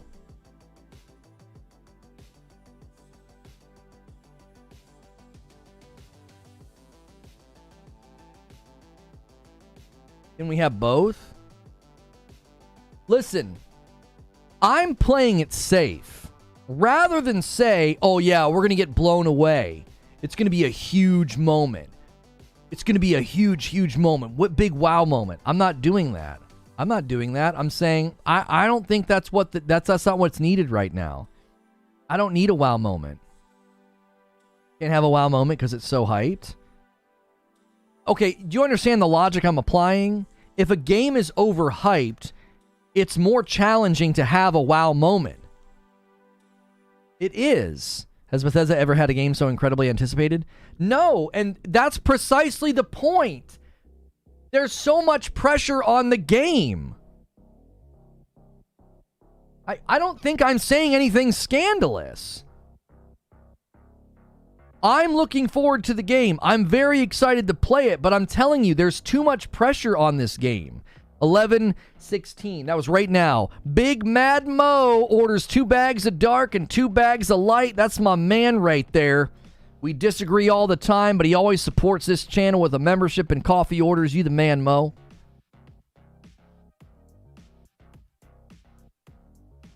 Like, I'm not trying to be unkind or like unfair. I'm like, bro, I think the wow moment has passed. And listen, I don't want a wow moment. I want to see the nitty gritty of the game. I want to see raw gameplay. I want to hear 60 FPS. If you expect the next iPhone to be as thin as paper and able to microwave Hot Pockets, then nothing the iPhone actually does will impress you. That's exactly the point. The pressure's too high. The expectation's too high. He's right, facts, because it's due to high expectations. Thank you. I'm not trying. I am the last person that anybody can accuse to be a hater of Starfield. People in here will testify and say, if people come in and they besmirch the game or insult the game or make fun of the NPCs or say that the 1,000 planets sound stupid, or we got in heated debates about how you can't land on the planets, right? I defended this game up one side and down the other. I defended those decisions. I've been in this game's corner. People in here will tell you I have been in strong support of this game. But there's no wow moment anymore. We've seen the game. We've seen the scope and the scale. And you know what happened when you did that? We saw performance problems. So that kind of takes the air out of the tires. It's like, okay, hopefully it runs well. Bethesda, after all, which I reject that narrative as well. I have commonly pushed back on people saying Skyrim was garbage until the community saved it. Shut up. That isn't true. Fallout 4 was so bad, the community had to save it. That's not true. I played both those games at launch and had no problem with them that was significant enough to claim they were so broken that the community had to save them. I spent a lot of my time being live in front of an audience, pushing back against overly critical and, people and false narratives against Bethesda and overly critical positions of Starfield. But that doesn't mean that the wow moment's gone, bro.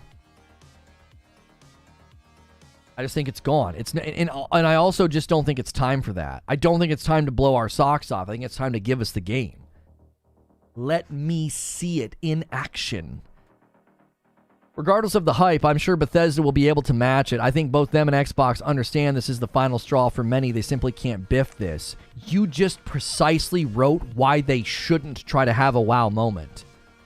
It's not time to hype people up. It's time to just give us honesty, raw authenticity. That's what even Phil Spencer was like, I'm not going to oversell the showcase. Yo, Belly Boy, gifted a member, taking us to 23 little bit by bit.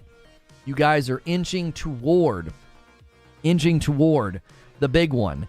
You're at 3743. You're now about 250 members away from a shaved face. Every time people hype Xbox, they underdeliver. I have little to no expectations. Something that I think continually gets lost in people either clip snipe me or rip me out of context or misunderstand my argumentation because I talk fast. And I know that's hard for people, right, to grasp on Twitter specifically. Not here. You guys typically are really good, I think, at having the back and forth. Sometimes we get stuck in the I didn't say that, landfill. But that's one of the most common things that happens to me is, he just hates Xbox. And it's like, that could not be further from the truth. Let me ask you this, says Von Raz. Why can't Starfield have another wow moment? A game 10 years old, Warframe, gave me a wow moment with the new DLC, the cinematics, the environment, and such. It can be done. Explain to me why, Vaughn. I'm assuming you're going to say things like major changes, significant upgrade, right, from the original game. That's not where we are right now. We don't even have the game yet. $2 from Richard Rodriguez says Starfield gameplay looks like OG Redfall gameplay. Scary. Yeah, there's a lot of slow movement. There's a lot of hip fire. Samurai King with a 25 spot. Phil said they're paying close attention to Starfield. I'm curious as to how.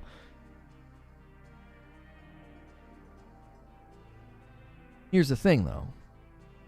Yeah, what Zubair is saying is very important. Were you expecting and anticipating the wow moment, or was it organic? There's an intrinsic value to a wow moment. It sort of takes you by surprise. You're like, wow, wasn't expecting that. Right? I wasn't expecting that. Right now, people are expecting it. I'm like, yo. No. This Starfield Direct is not about a wow moment. It's about showing us the game. It's about giving us good info. Proof of concept. It's time for that.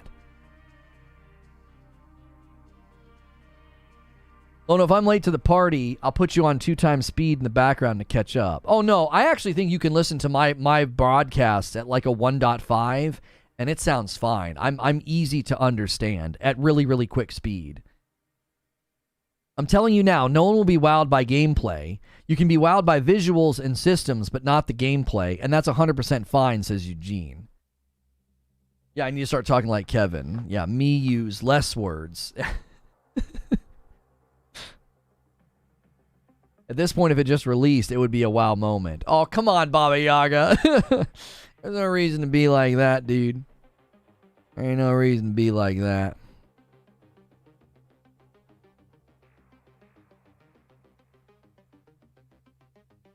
It's the iPhone analogy again. Every launch since the original, and maybe the 4, has failed to live up to the hype because it's hard to match the wow of a totally new device. Bigger screen isn't a wow.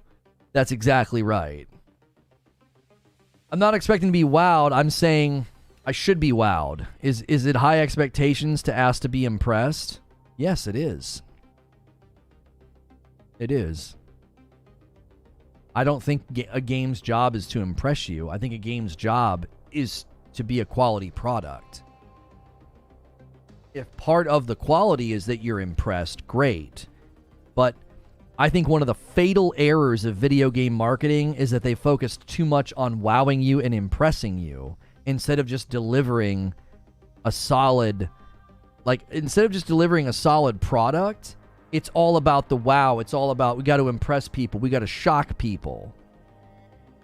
Come on. That's been part of the problem. You start the marketing way too early. You show something that's completely divorced from the final product. You know what I'm saying? This is a common problem. If you want me to buy the game, you need to impress me somehow. I mean, listen, I understand everybody's different. I understand that everybody's different. I don't need to be impressed or wowed. At this point, I'm more concerned if it's just a quality, good game. You want to know why? Because at this point, I think good graphics and good performance, that's kind of a given. Do you know what I'm saying? That's just a given. Well, of course it better have good graphics. If it's a next-gen game, of course it better perform well.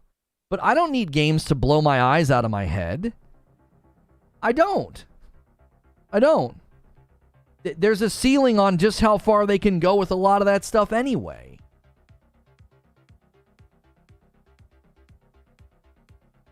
Spider-Man 2 letting a meme do their marketing for them. Genius. What do you mean? You want something to hook you or intrigue you, or do you need the game to change your life? Yo, Zulu X Machina puts us on the doorstep of the member goal, 24 out of 25. It'd be a real shame if someone ruined that with just like a really big member bomb. Wasn't it Kat that did it yesterday? We were like right on the doorstep of 25. She was like, yeah, here's a 20 bomb. So I love that energy. Somebody be the agent of chaos. I think quality is no longer a given. That's why it's a low standard. Just got here. Don't tell me you think Starfield's going to have microtransactions. I don't think that it will. I know that it will. It's been confirmed that the Creation Club will be in the game. That's a microtransaction storefront. Yo, Lawson says, I'm going to beat you to it. Nope, Stone Spire throws it off every time Sony does. You guys, I love it. You try so hard to land the plane, rolling it over. That's the rules. Now you got to hit 50. Every time someone's like, I'm going to do it. I'm going to bump it just by one. Oh, man. It's unavoidable. It's like it's like those board games where you have to roll the exact right roll to get home. Oh, golly. Valiant says, everyone is in charge of their own expectations. I think desperation drives people's expectations high, and then they need it to be good. And when you point out the obvious, it rocks them. I think that's a good assessment, Valiant. I do. Creation Club doesn't count as microtransactions, in my opinion. So the Creation Club is a storefront where you can buy things made by either Bethesda or the community. You can buy weapons, armor, locations, character, new creatures. How is that not a microtransaction? I need that explained to me. How is that any different? It's a storefront where you can spend money on little things. A percentage goes to Bethesda and Microsoft, and a percentage goes to the modding community, the person who made it.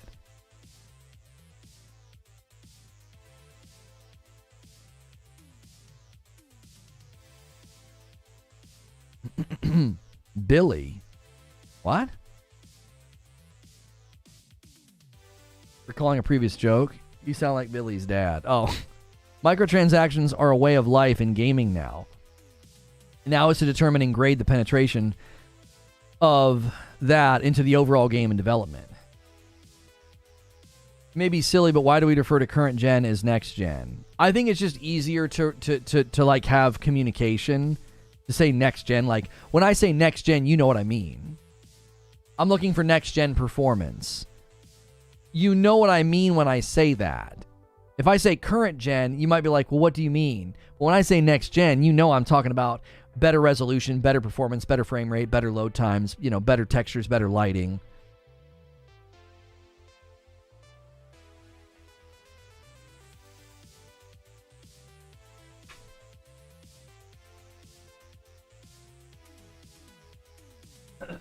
There's a screenshot from the reveal trailer last year that people keep reposting everywhere since it's the only piece of marketing we've gotten. Now it's become a meme, and Insomniac are in on it all along.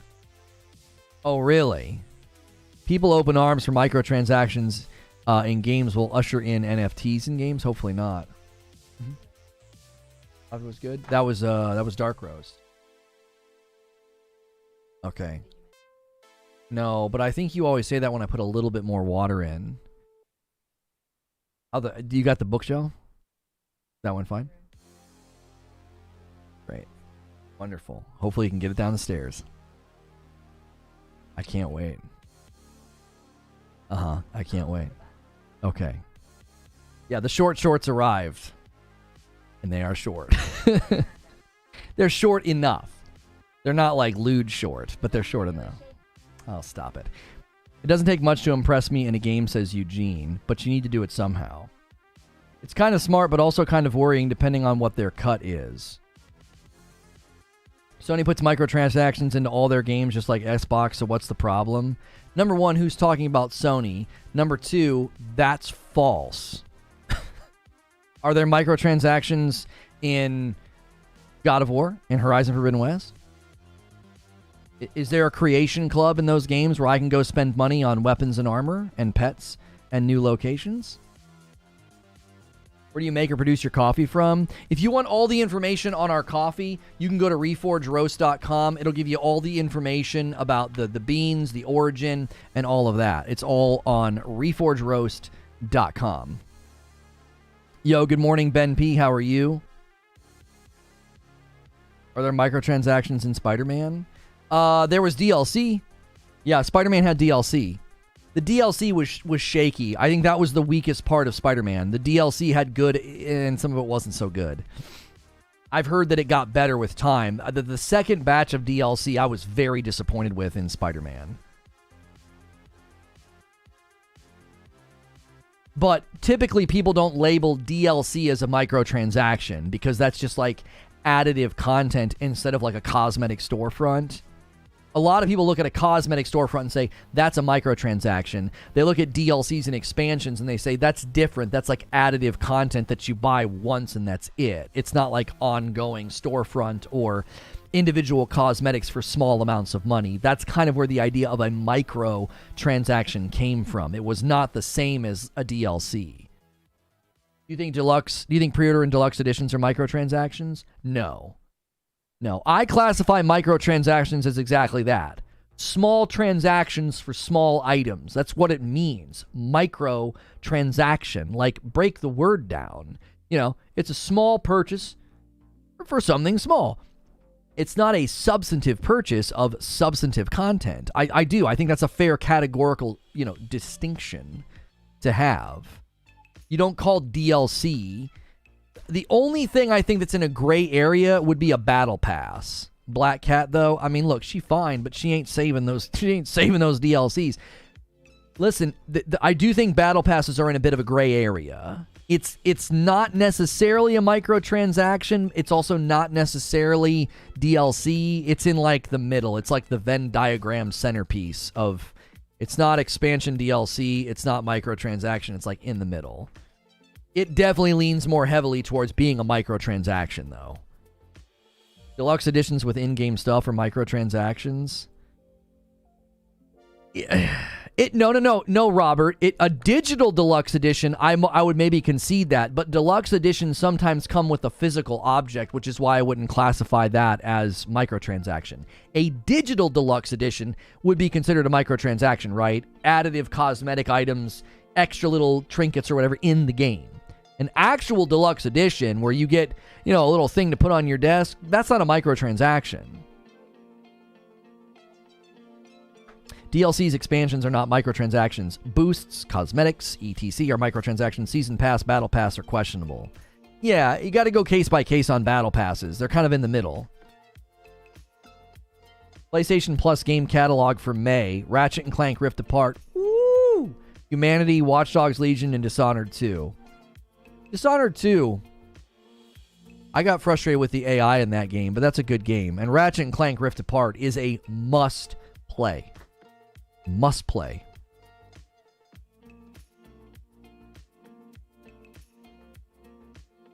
Facts, Lono, you speak the truth. Wise people don't understand the DLC and micro.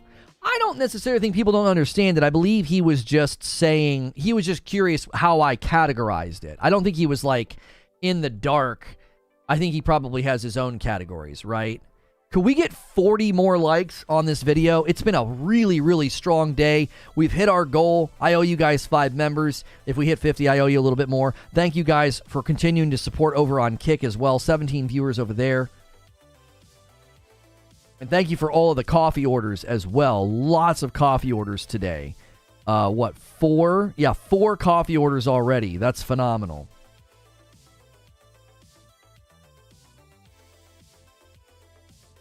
I think we need a new term that isn't microtransactions, like fun pay things. I think people would be more expecting. Yeah, let's shop a different terminology to use. Yeah, microtransactions has too much stigma. Dishonored had too many point of no return on stealth quests. Still loving my floating wand from the collector's edition of Hogwarts Legacy. So pretty, looks great with my floating X-Wing model. I need a Death Star now. There you go. Can only like once? Yeah, you can only like the video once. This isn't the tickety talk. If 100,000 people are willing to purchase a cosmetic pack for $10, you think devs are going to leave $1 million on the table? It's the consumer's fault for buying the thing, not the devs for offering it. Yes, but we're acting as if we need to find someone to blame because something bad has happened. So, a lot of people forget that we can't just assume, oh yeah, that microtransaction, that cosmetic, that would have been in the game. They ripped that out of the game. Does that make sense? What's this guy saying, Liquid Smoke? This guy called a fan? Probably a troll. Y'all started it? Y'all started what? What's he in here saying? 15 months from Robert Jones. Here's my microtransaction right here. A fan says, I'm just an Xbox fan.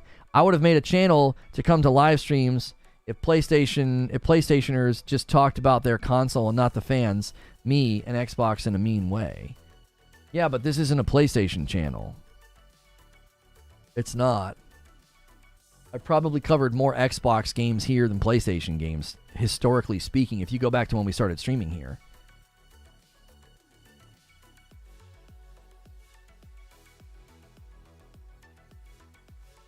Surprised to see a fan is still here. Thought they had somewhere to go, and that was before I left earlier to my therapy appointment. Sounds like maybe they need a therapy appointment. Yeah, Silksong officially delayed, but no window of time given. Yeah, I saw that. I tweeted that last night, Fuzzy. But you got blue lights on? I do. But my branding is all green. Perfect blend. I like both sides. You know what I'm saying? Like, if it was less personal, I don't think people would get so upset. Like, imagine being subscribed to Hulu, that's green, and Disney Plus, that's blue. This is a great analogy, isn't it? We've got a green brand and we've got a blue brand. And imagine being subscribed to both of those and telling your friend, I've been pretty disappointed in Hulu the last couple of years. They're not really bringing a lot of great content. They used to give me more. They promised me all these things that they haven't delivered. I've been getting more good content over here on Disney Plus. I have both. I like both, but I'm leaning over here just because I feel like there's been a better cadence and there's been better quality over here. And if your friend said, dude, you're a Disney rider. Like, whoa! Like, slow down, bro. Hulu all the way, baby. What the frick is the matter with you? I like both. I've just been disappointed with one of them. What's the matter with you? I can't be friends with you. Stay mad, pony. And they walk away. You're like, huh? Like, what happened?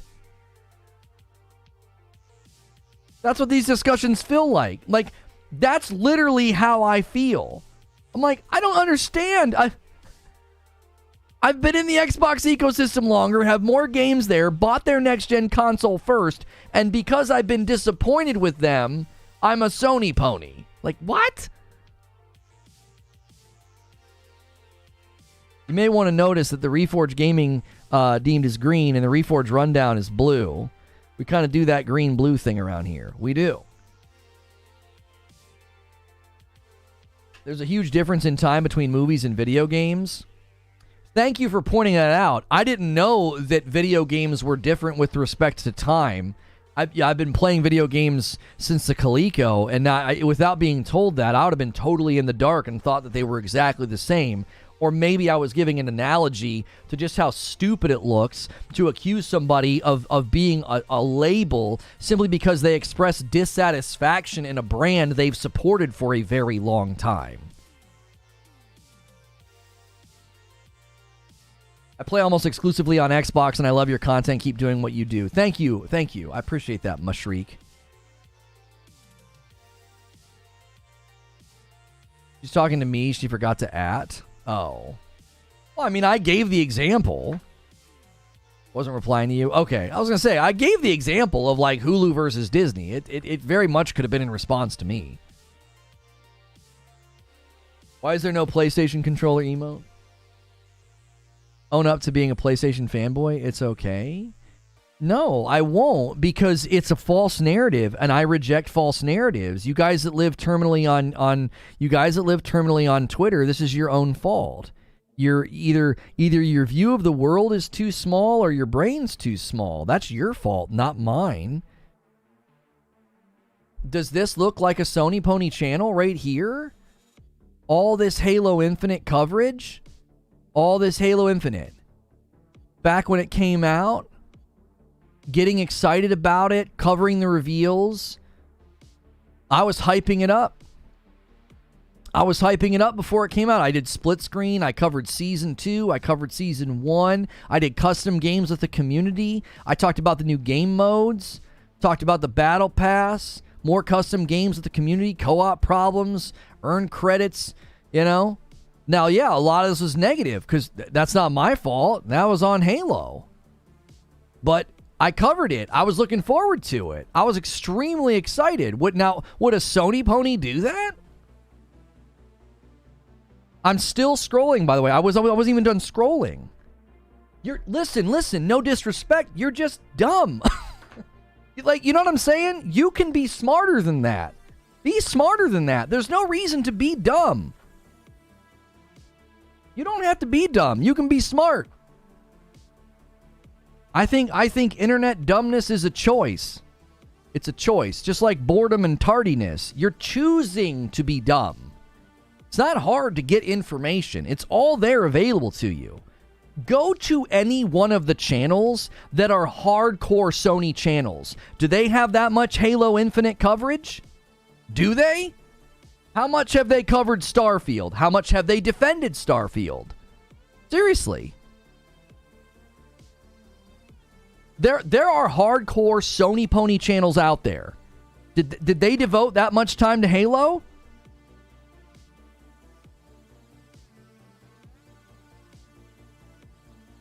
Would a Sony pony upload 90% Xbox negatively? But most of my Halo Infinite coverage wasn't negative until the game came out. Raxy with a 50 spot. Starfield will be great for the fans of Bethesda. The problem is, can the casual spend 5 hours in the game without being bored? Let the fans enjoy.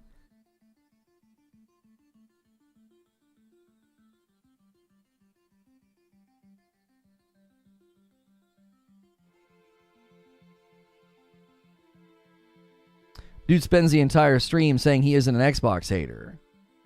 Well, go watch my Starfield coverage. Eugene can testify.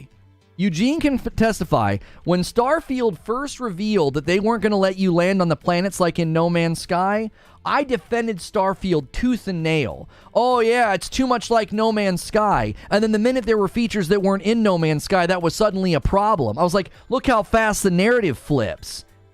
I was hard in the paint for Starfield. I was like, why is everybody saying that Starfield is just another No Man's Sky? And then the minute it doesn't have a feature that No Man's Sky has, that's a problem. Like, it's differentiating itself from No Man's Sky by actually being a space RPG and not a space exploration sim game, and then that's a problem.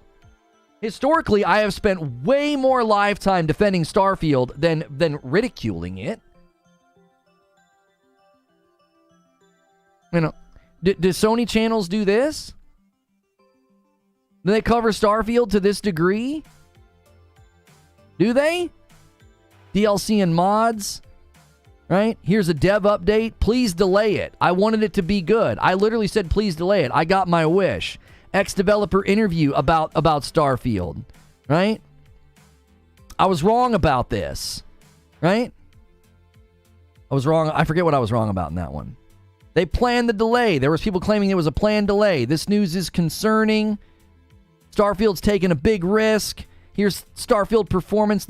Here's my theory. This was my theory way back a year ago. I said that Starfield was the new Xbox flagship.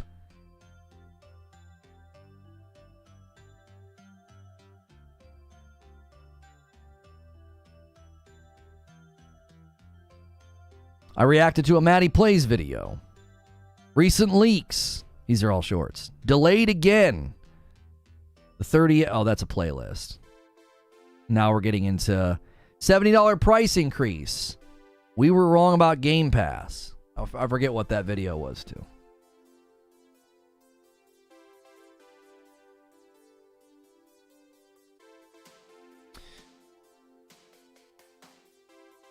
The more Xbox fanboys behave in bad faith, the more it conveys the perspective that the Xbox user base is toxic.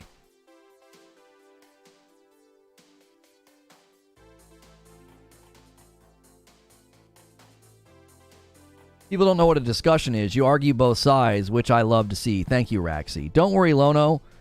We have a ledger of all the wrongs. Collab with Starfield Signal. Y'all could get into some interesting topics. I'm not sure who Starfield Signal is. Is it a Starfield channel? I just stopped defending yourself. Idiots will believe what they want regardless. No, Misery, I don't spend a lot of time doing what I just did. Like, once a show, if somebody wants to come in and say that, I'm like, listen, If you're going to hang out for the next 30 seconds, I'm going to shove a plate full of facts in your lap. If you honestly think this is a Sony Pony channel, because that's how people respond, right? Let me show you. Let me show you how people respond to my Twitter feed, right? If they're actually going to come in here, I'm going to talk to them. I'm going to talk to them. Be like, listen, man, you're being fed lies about me, bro. This was the response to my poll question. This right here. I asked the question, Starfield's ESRB rating might mean there's microtransactions in the game. Is that concerning, yes or no? And that's how this guy responded. He's called me a Sony channel before. I hate Xbox for change. Please help. I will do anything. God bless. A simple poll question asking about it. Doing research, right? Trying to get a bearing on what the community thinks. Here's the poll right here. The Starfield ESRB rating could mean microtransactions. Concerning. Yes, concerning. No, not at all. 60-40 split. Closing in on 2,000 votes. It's been seen 13,000 times.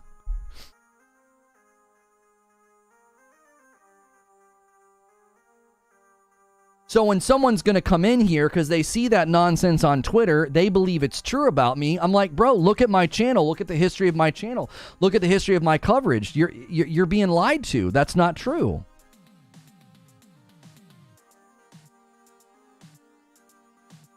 It's an honor to get a shout out by Strimmer, I want to say. If you're not here in good faith and you don't care about facts and truth, then I didn't waste my breath on you, because there's plenty of people lurking and listening right now that need to continue to see that this channel has a history of covering literally everything. The frog guy said Redfall's good. I don't care what he said. I don't. Like, when that's how you're going to interact with me on Twitter, how am I supposed to interact with that? I literally saw his video about the Phil Spencer interview. He watched it twice, and now he's more optimistic. I actually thought, you know what? He'd be the perfect person to have on the show, because he is not in any measure is he in the same hemisphere as me as far as like what I think. But then you put stuff like that on Twitter, I'm like, I can't interact with that. I just can't. You're throwing mud at my shins, bro. I'm above that. I'm not doing this. I'm trying to have discussions. I'm trying to have debates. I'm trying to have dialogue, you know? I literally had him on a short list. I was like, oh, that'd make for a good show, right? Complete opposite of me. Doesn't see anything in the way that I see things. And then I saw that tweet and I was like, yeah, well, never mind. Never mind. No reason to talk to you. Yes, we are going to watch the Diablo 4 stream, Slick. Yes, we are. It's hard when you're near people like Brap, who's very Sony biased, but I like your points. Yeah, but what do you mean I'm near Brap? You mean I was a guest on his podcast? I'd be a guest on the Xbox podcast if they'd frickin' pony up and have me on. And yeah, that phrase doesn't really work in this regard. Pony up. If they'd frickin' pull their pants up and act like adults, I'd go on an Xbox podcast. Why wouldn't I? I'll go on any podcast that'll have me. It's fun. Like when I went on Brap, or when I went on Mooch, Crossfire, or when I went on the Salt Kings thing, I just went on those shows because they were cordial and invited me. Also, when I went on one of those shows, there was super pro Xbox guys on the one show. There were super pro Xbox guys on the show. What do you mean? Like,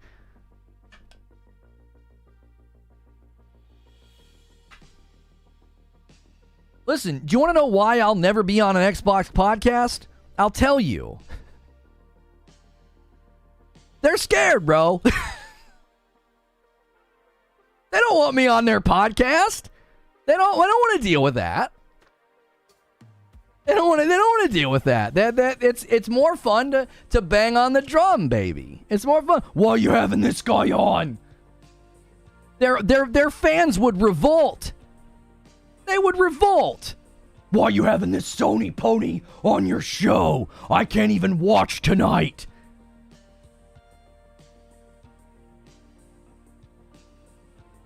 The PlayStation guys are friendlier to you?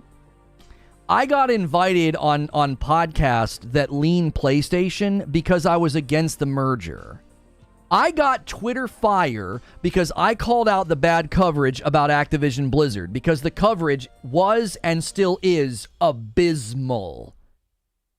It's media malpractice. It's journalistic malpractice. The coverage of Activision Blizzard is a joke. It's laughable. Okay? I got heat on Twitter because of that. I went from like 500 followers to 2,500 because people were like, oh, this guy's bringing the heat. And I continued to bring the heat. And I continued to cover it in a factual way. Here's the facts. Here's what I think. Here's the facts. Here's what I think. It was refreshing to a lot of people. And people who felt the same way were like, we want to have you on our podcast. How is that my fault? Like, what? That's apparently that's my fault. I should have been like, no, I'm only going to go on podcasts who are purely neutral. Where are those podcasts, by the way? Where are they? Where are these super neutral podcasts? The ones that are literally called Xcast?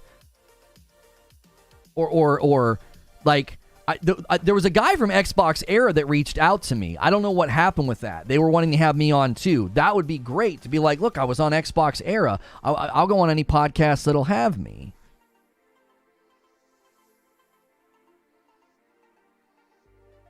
The question you should be asking yourself is, this guy's getting heat. He doesn't agree with Activision Blizzard. And who had me on their podcasts, and who attacked me, maligned me, slandered me, attacked my character, tried to bring up lies and slander from 2020. Don't you see?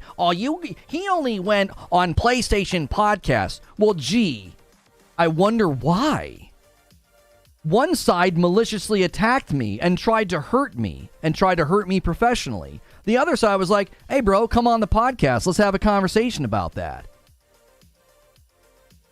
Which side seems kind of scared? Kind of shaky? Kind of nervous? What's the problem? What's the big deal? Am I that scary? Some short little white dude with a beard screaming into a microphone? Is it really that terrifying?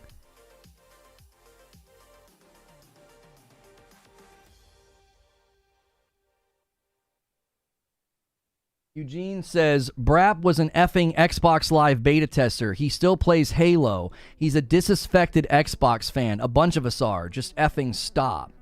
Yeah, that's also really unfair to Brap. Brap's done the same thing that a lot of us have. We didn't toe the line. We didn't toe the line. We're like, nah, man.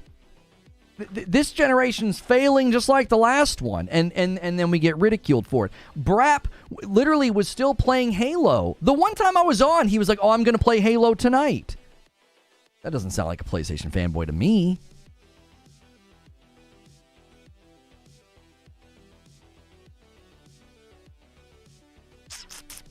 Now, because if not, you're gonna bring it down when I'm trying to transition into the Diablo stream. Thanks, Mama.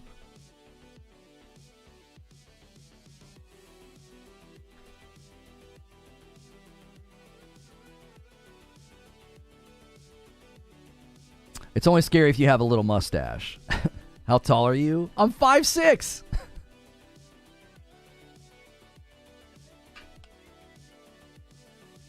Isn't it true that the Series S is limiting devs being able to deliver next-gen content? Lono has been removed from chat. Right. It's exhausting, says Zubair. We need to stop arguing in good faith with people arguing in bad faith. I only indulge it a little bit here because we're at the tail end of the show, right? I'm not going to do this in the beginning of the show. The beginning of the show is where all of the fireworks and the monologue happens. But I'm willing to engage us on the tail end of the show in the hopes that there are people in the chat that are like, you know what? I was wrong about this guy. People are saying things on Twitter that aren't true. I hung out in his show. I looked at his past broadcasts. Yeah, this is a place where I can come for good information. You're going to get good Starfield coverage from me. You're going to. Listen, Whether you want to admit it or not, you got way better Redfall coverage from me than you did from all the pro Xbox channels. You got honesty. You got analysis. And guess who was right? It wasn't them. That should shake your confidence. That should shake your trust. Have you tried not being a pony? You're putting on a show. I'm not chastising you at all. I'm speaking to others in chat that feel like me. We're choosing poorly and making ourselves nuts. Yeah, you guys don't have to do that. Influencer platform. We think your diverse review channel would be an excellent fit for this. Would you be interested to set up a profile? Oh. Rooting for your 30K as a big fan? Really?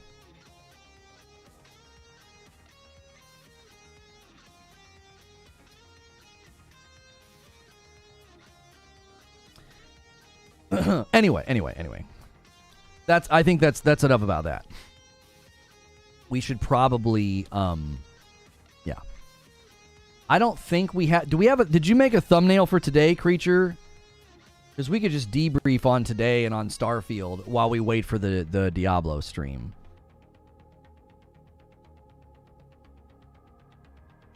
I get it, but chat becomes more combative and starts to bicker between themselves when you get on the offensive with these things. No, I get it, and I think there's a time and a place for it. I think there's a time and a place to be like, listen, because, you know, this guy's in chat. He wasn't being rude. He wasn't being malicious. So I engage with him, you know. And if chat needs to cool it, then they need to cool it. But, you know, I chose to engage with somebody that wasn't just be in here being nasty, you know. You had a positive impression on Oh No, It's Alex. His videos have gotten great. I mean, I wouldn't say his videos are great because of me. I think his videos are great because, you know, he's pushing. He's pushing. He's got a drive. He's got that fire, you know? He's pushing. He wants to hit big numbers.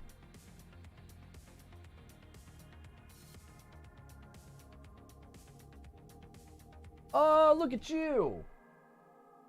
Getting fresh. See the chips. That's dangerous. Double fresh. Oh, what's up, Cootie? Oh, sorry.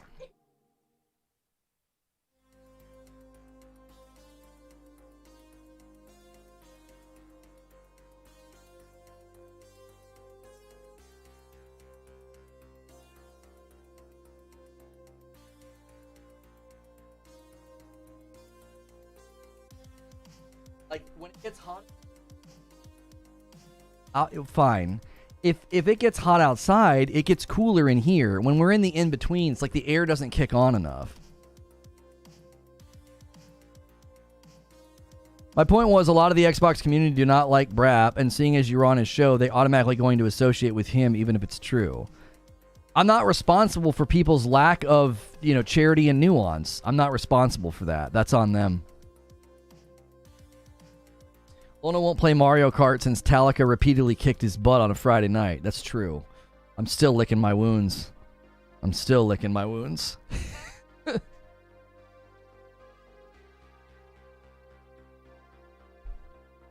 Why isn't anyone covering Zelda?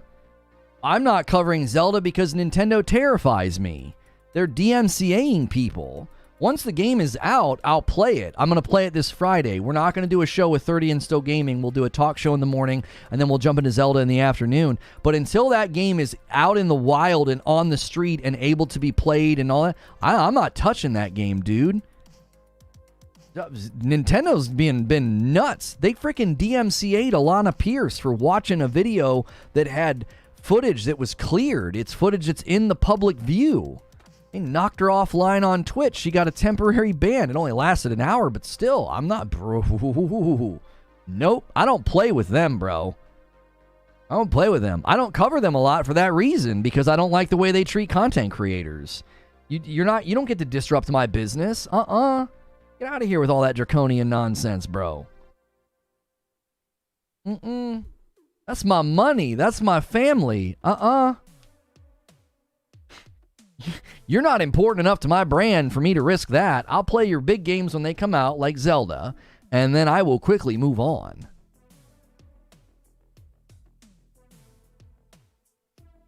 On the microtransaction poll, it's kind of tricky for some people. It doesn't concern them if they aren't a consumer of that product. Can you do a recap? 500 VIPs and Lono starts covering Nintendo. Yeah, I was thinking if we hit 300 VIPs, maybe you guys could do like a monthly game request or something. Like, I know we don't want to get back into like voting for games, but like VIPs could like monthly ask me to play something, and then Mike and Creature could just sit there and roast me while I play it. Like, that could be really fun. But we would only do that like when we hit milestones. We're actually close to the 300 VIP milestone.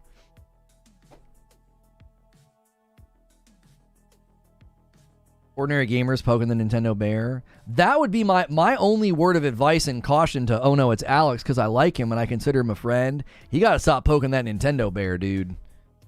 They'll wipe you from the face of the earth. We won't even know what happened. We'll be like, where'd he go? Where's his channel?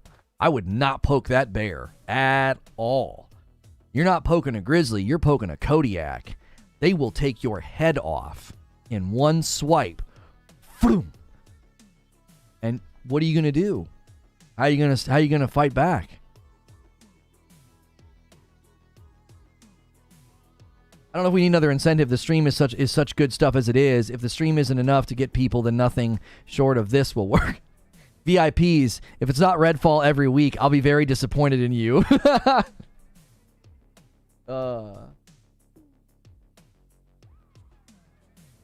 Okay, I think Creature's AFK. We'll just use a default thumbnail for today. A grizzly versus a gorilla. Who wins? The gorilla. Kodiak is a grizzly, I thought. No, I believe it's the largest bear. Aren't Kodiaks bigger than polar bears? It's a Kodiak brown bear. It's an Alaskan brown bear. It's not a grizzly. Kodiaks are, I believe, the largest bears. I think they're larger than polar bears, because polar bears are freaking huge, and Kodiaks can get bigger. No way, man. Grizzly all day. Oh, you think the grizzly would be the gorilla? What you want? I'm right here. I figured we could do we should have a thumbnail for today to debrief, like a Starfield debrief thumbnail, so that I don't like that default Reforge, whatever it is called. I like to have the unique thumbnails now. I wasn't sure if you made one. We probably should have made one. We're not doing an upload today because we're doing 2 live shows. I thought Kodiaks were polar bears. No, Polar bears are bigger. Polar bear versus Kodiak size. Kodiak bears are much larger than polar bears on average, though some extremely large polar bears have proven this fact incorrect. So it looks like on average, Kodiaks are bigger, but the records are held by polar bears. Kodiaks are just insane, bro. I think polar bears eat people more. All right, here's just a scale picture to show you. This just to give you an idea. So, 6-foot human, a black bear, a grizzly, and a dadgum brown bear. Like a Kodiak brown bear. I even think Kodiaks can get taller than 9 foot, can't they? I feel like they can.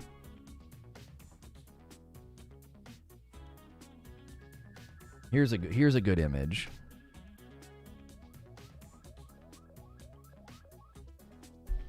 Yeah, they're giving it to polar bears in this one. Huh.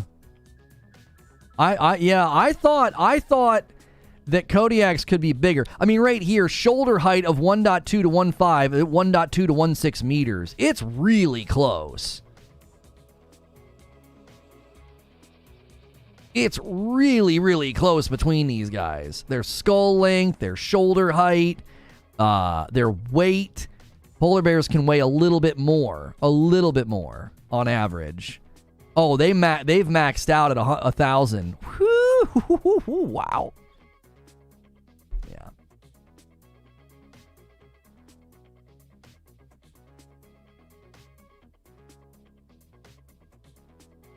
I'm going to start the Kodiak versus Polar Bear Wars.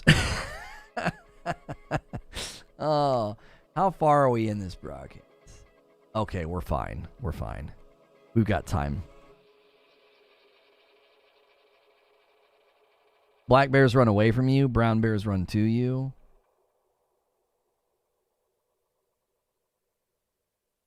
Creature, when you said no, did you say, are you not going to make one, or can you make one quick? Can you like slap one together? We've got some time to kill. I mean, there's no rush to, we don't have to rush to members right now. The member stream's only going to be about an hour anyway.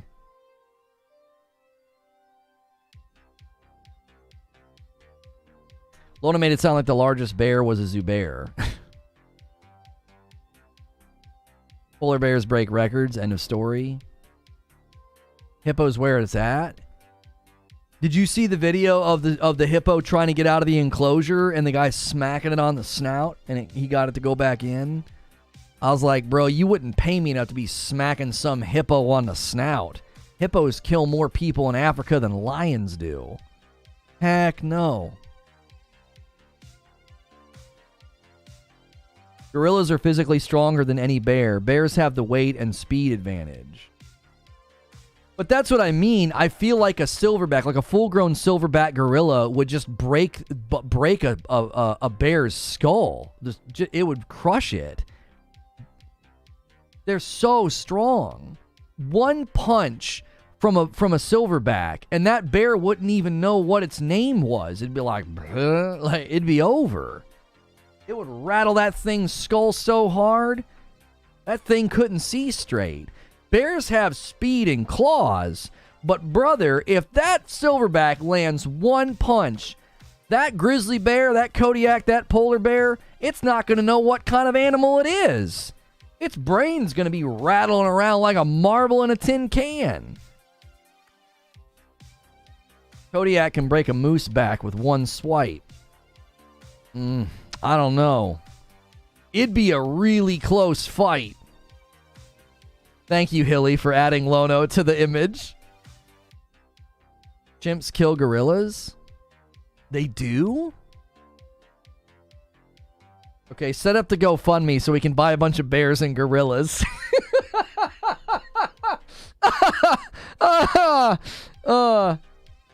What's this? Oh, Creature's got some kind of a...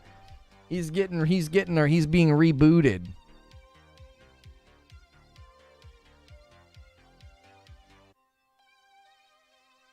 It says online that gorillas weigh 300 to 500 pounds. Kodiaks weigh 600 to 1,400 pounds. I'm putting my money on the bear. Yeah, but weight's not everything. Strength. Strength would determine the winner. Large groups of chimps, not 1v1. I'm going to say a chimp 1v1 against a silverback. What's the hitting power? That's the question, is what's the hitting power? Because if they're both swinging at each other and they're wailing on each other's faces and bodies, the cuts from the bear would be devastating to the ape. But if the silverback connects a full power punch, wham, on the bear's head, bro, that bear ain't going to be able to see straight. Bear is a killing machine. I'm just thinking about posture as well. Like the bear just leads with its snout. It's going to get punched. Today, a YouTuber was canceled for proposing an animal gladiator show. There it is. A silverback gorilla. According to the internet, the grizzly wins. Yeah, there's an internet that's argued it. Yeah, silverback gorilla versus a grizzly bear. Lion hold my beer. Lions actually, no, a lion would struggle against both a grizzly and a silverback. A lion? No. Now, a tiger, on the other hand, tigers are huge. Tigers are bigger than lions. It's a bear stands up, the gorilla can't reach its head. That's true. That's true. Height would give the bear a huge advantage. He goes up and he comes down on the gorilla. Yeah. Bite power, claws, size, and weight, the bear wins. Yeah, the bears do end up standing up on their feet. You're right.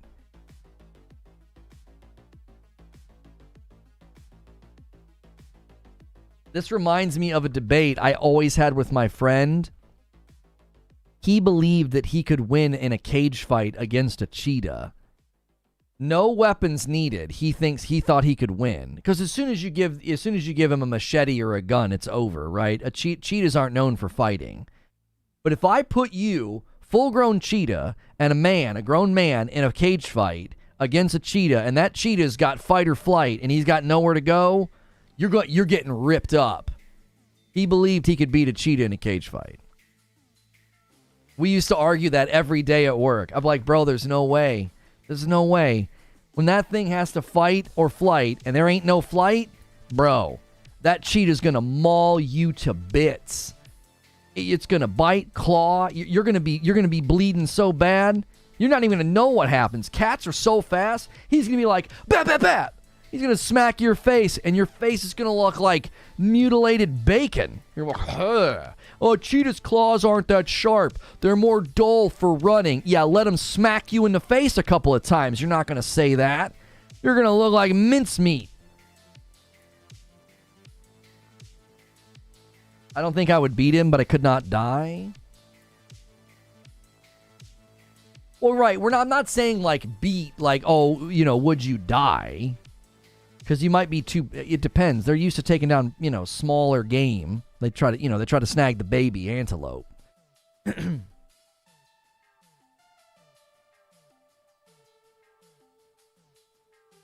Cheetahs, despite being the weakest fighters of the big cats, bring down athletic and strong antelope by themselves. That's what I'm saying. Think of that arm strength smacking you in the face. Do you know what I'm saying? They're skittish and shy. Right, in a cage fight, though. Because if you challenge a cheetah in the wild, they'll run away for the most part. There was a lady who, she was getting attacked by some cheetahs, and she, swung her handbag and hit them in the head, and they ran away. They don't like to fight. They're not aggressive. But you put them in a cage match, and it's fight or flight, bro. Their arm strength smacking you a couple of times, you would be devastated. They're so fast. I would take a house cat over your friend. Yeah, house cats are vicious if they have their front claws because they are fast. They start slicing up your nose and your eyes. Dogs against cats rarely win because the dog leads with their face and the cat's like, and the dog's like, what happened? Their eyes hanging out of their head.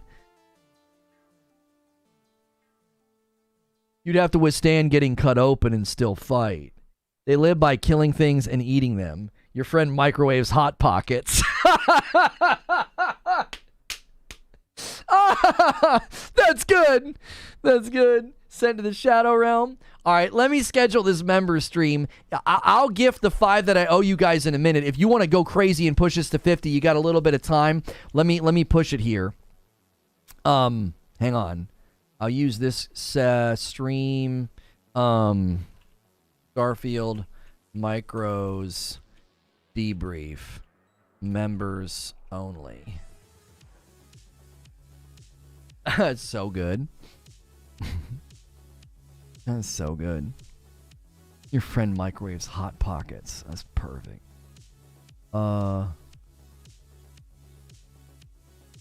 Yeah, we'll just use the Reforge Refuge thumbnail. It'll work because we haven't used it in a while, so it'll stand out to a certain degree.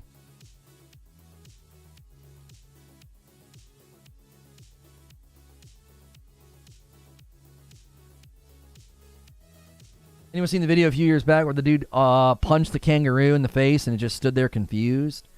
Dude, a kangaroo will mess you up. A kangaroo will mess you up.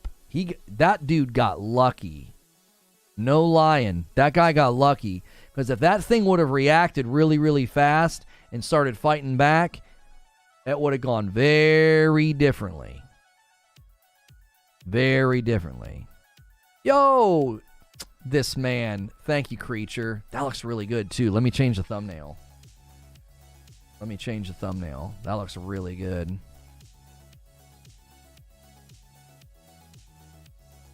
I didn't think you were going to be able to do it when your computer was doing its stupid restart thing. I thought our goose was cooked.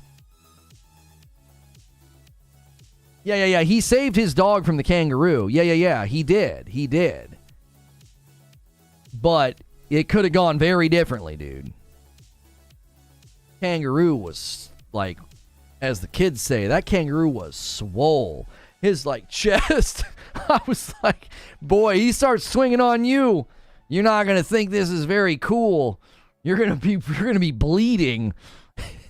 What do they say? You're going to be leaking. Oh, he leaking. Yeah, you're going to be leaking. That kangaroo starts smacking you around.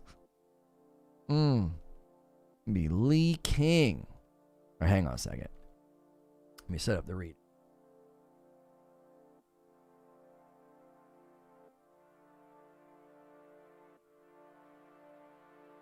Cheetah's claws are so weak, they can't kill anything with them. They're designed to give them speed over land. They aren't effective in a fight.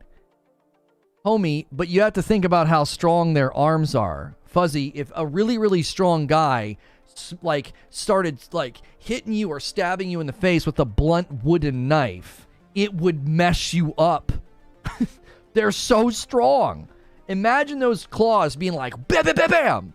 You know, just on your face. 2 or 3 real quick hits. Have you ever seen cats smack something? And you're just like,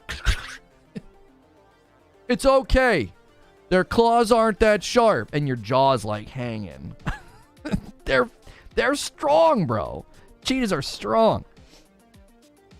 Lono's the new Steve Corwin, Jeff Corwin, Cocaine Bear vs. Congo. All right, if you guys want to come with us to the members stream, give me a second. I'm gonna gift 5 members. I owe you guys 5.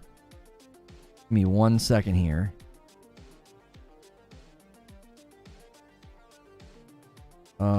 There it is. Member gifting 5. I'm going to do a redirect, but I'll also put a link in chat. When we're done with this member stream, we're actually going to do a Diablo stream as well. I thought somebody gifted members and it was me. I was like, oh, somebody gifted some members. It's just me.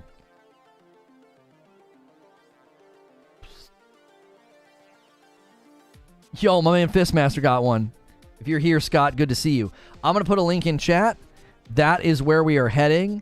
And then we're going to be back for a Diablo stream. So if you're not a member and can't come with us, become one. It's $5, right? It's only $5, and you get to be a part of these debriefs all the time. And then we're going to do a Diablo stream later. We're going to watch that dev update, okay? This is going to be a member stream where we are going to debrief and just talk about the day. We can talk about really anything, but we did a stream this morning about the Starfield microtransaction situation. I ran through the history of microtransactions with Starfield and even looked at the fact that if it has the Creation Club in it, that's actually a microtransaction storefront. So be sure to watch that video. Also be sure that you are in the Discord. That's a great way to not miss out on what is going on. Friday night stream is going to be the Just Dance stream. We do those Star Wars streams. Consider upgrading to VIP. We're really close to 300 VIPs. That'd be a great milestone.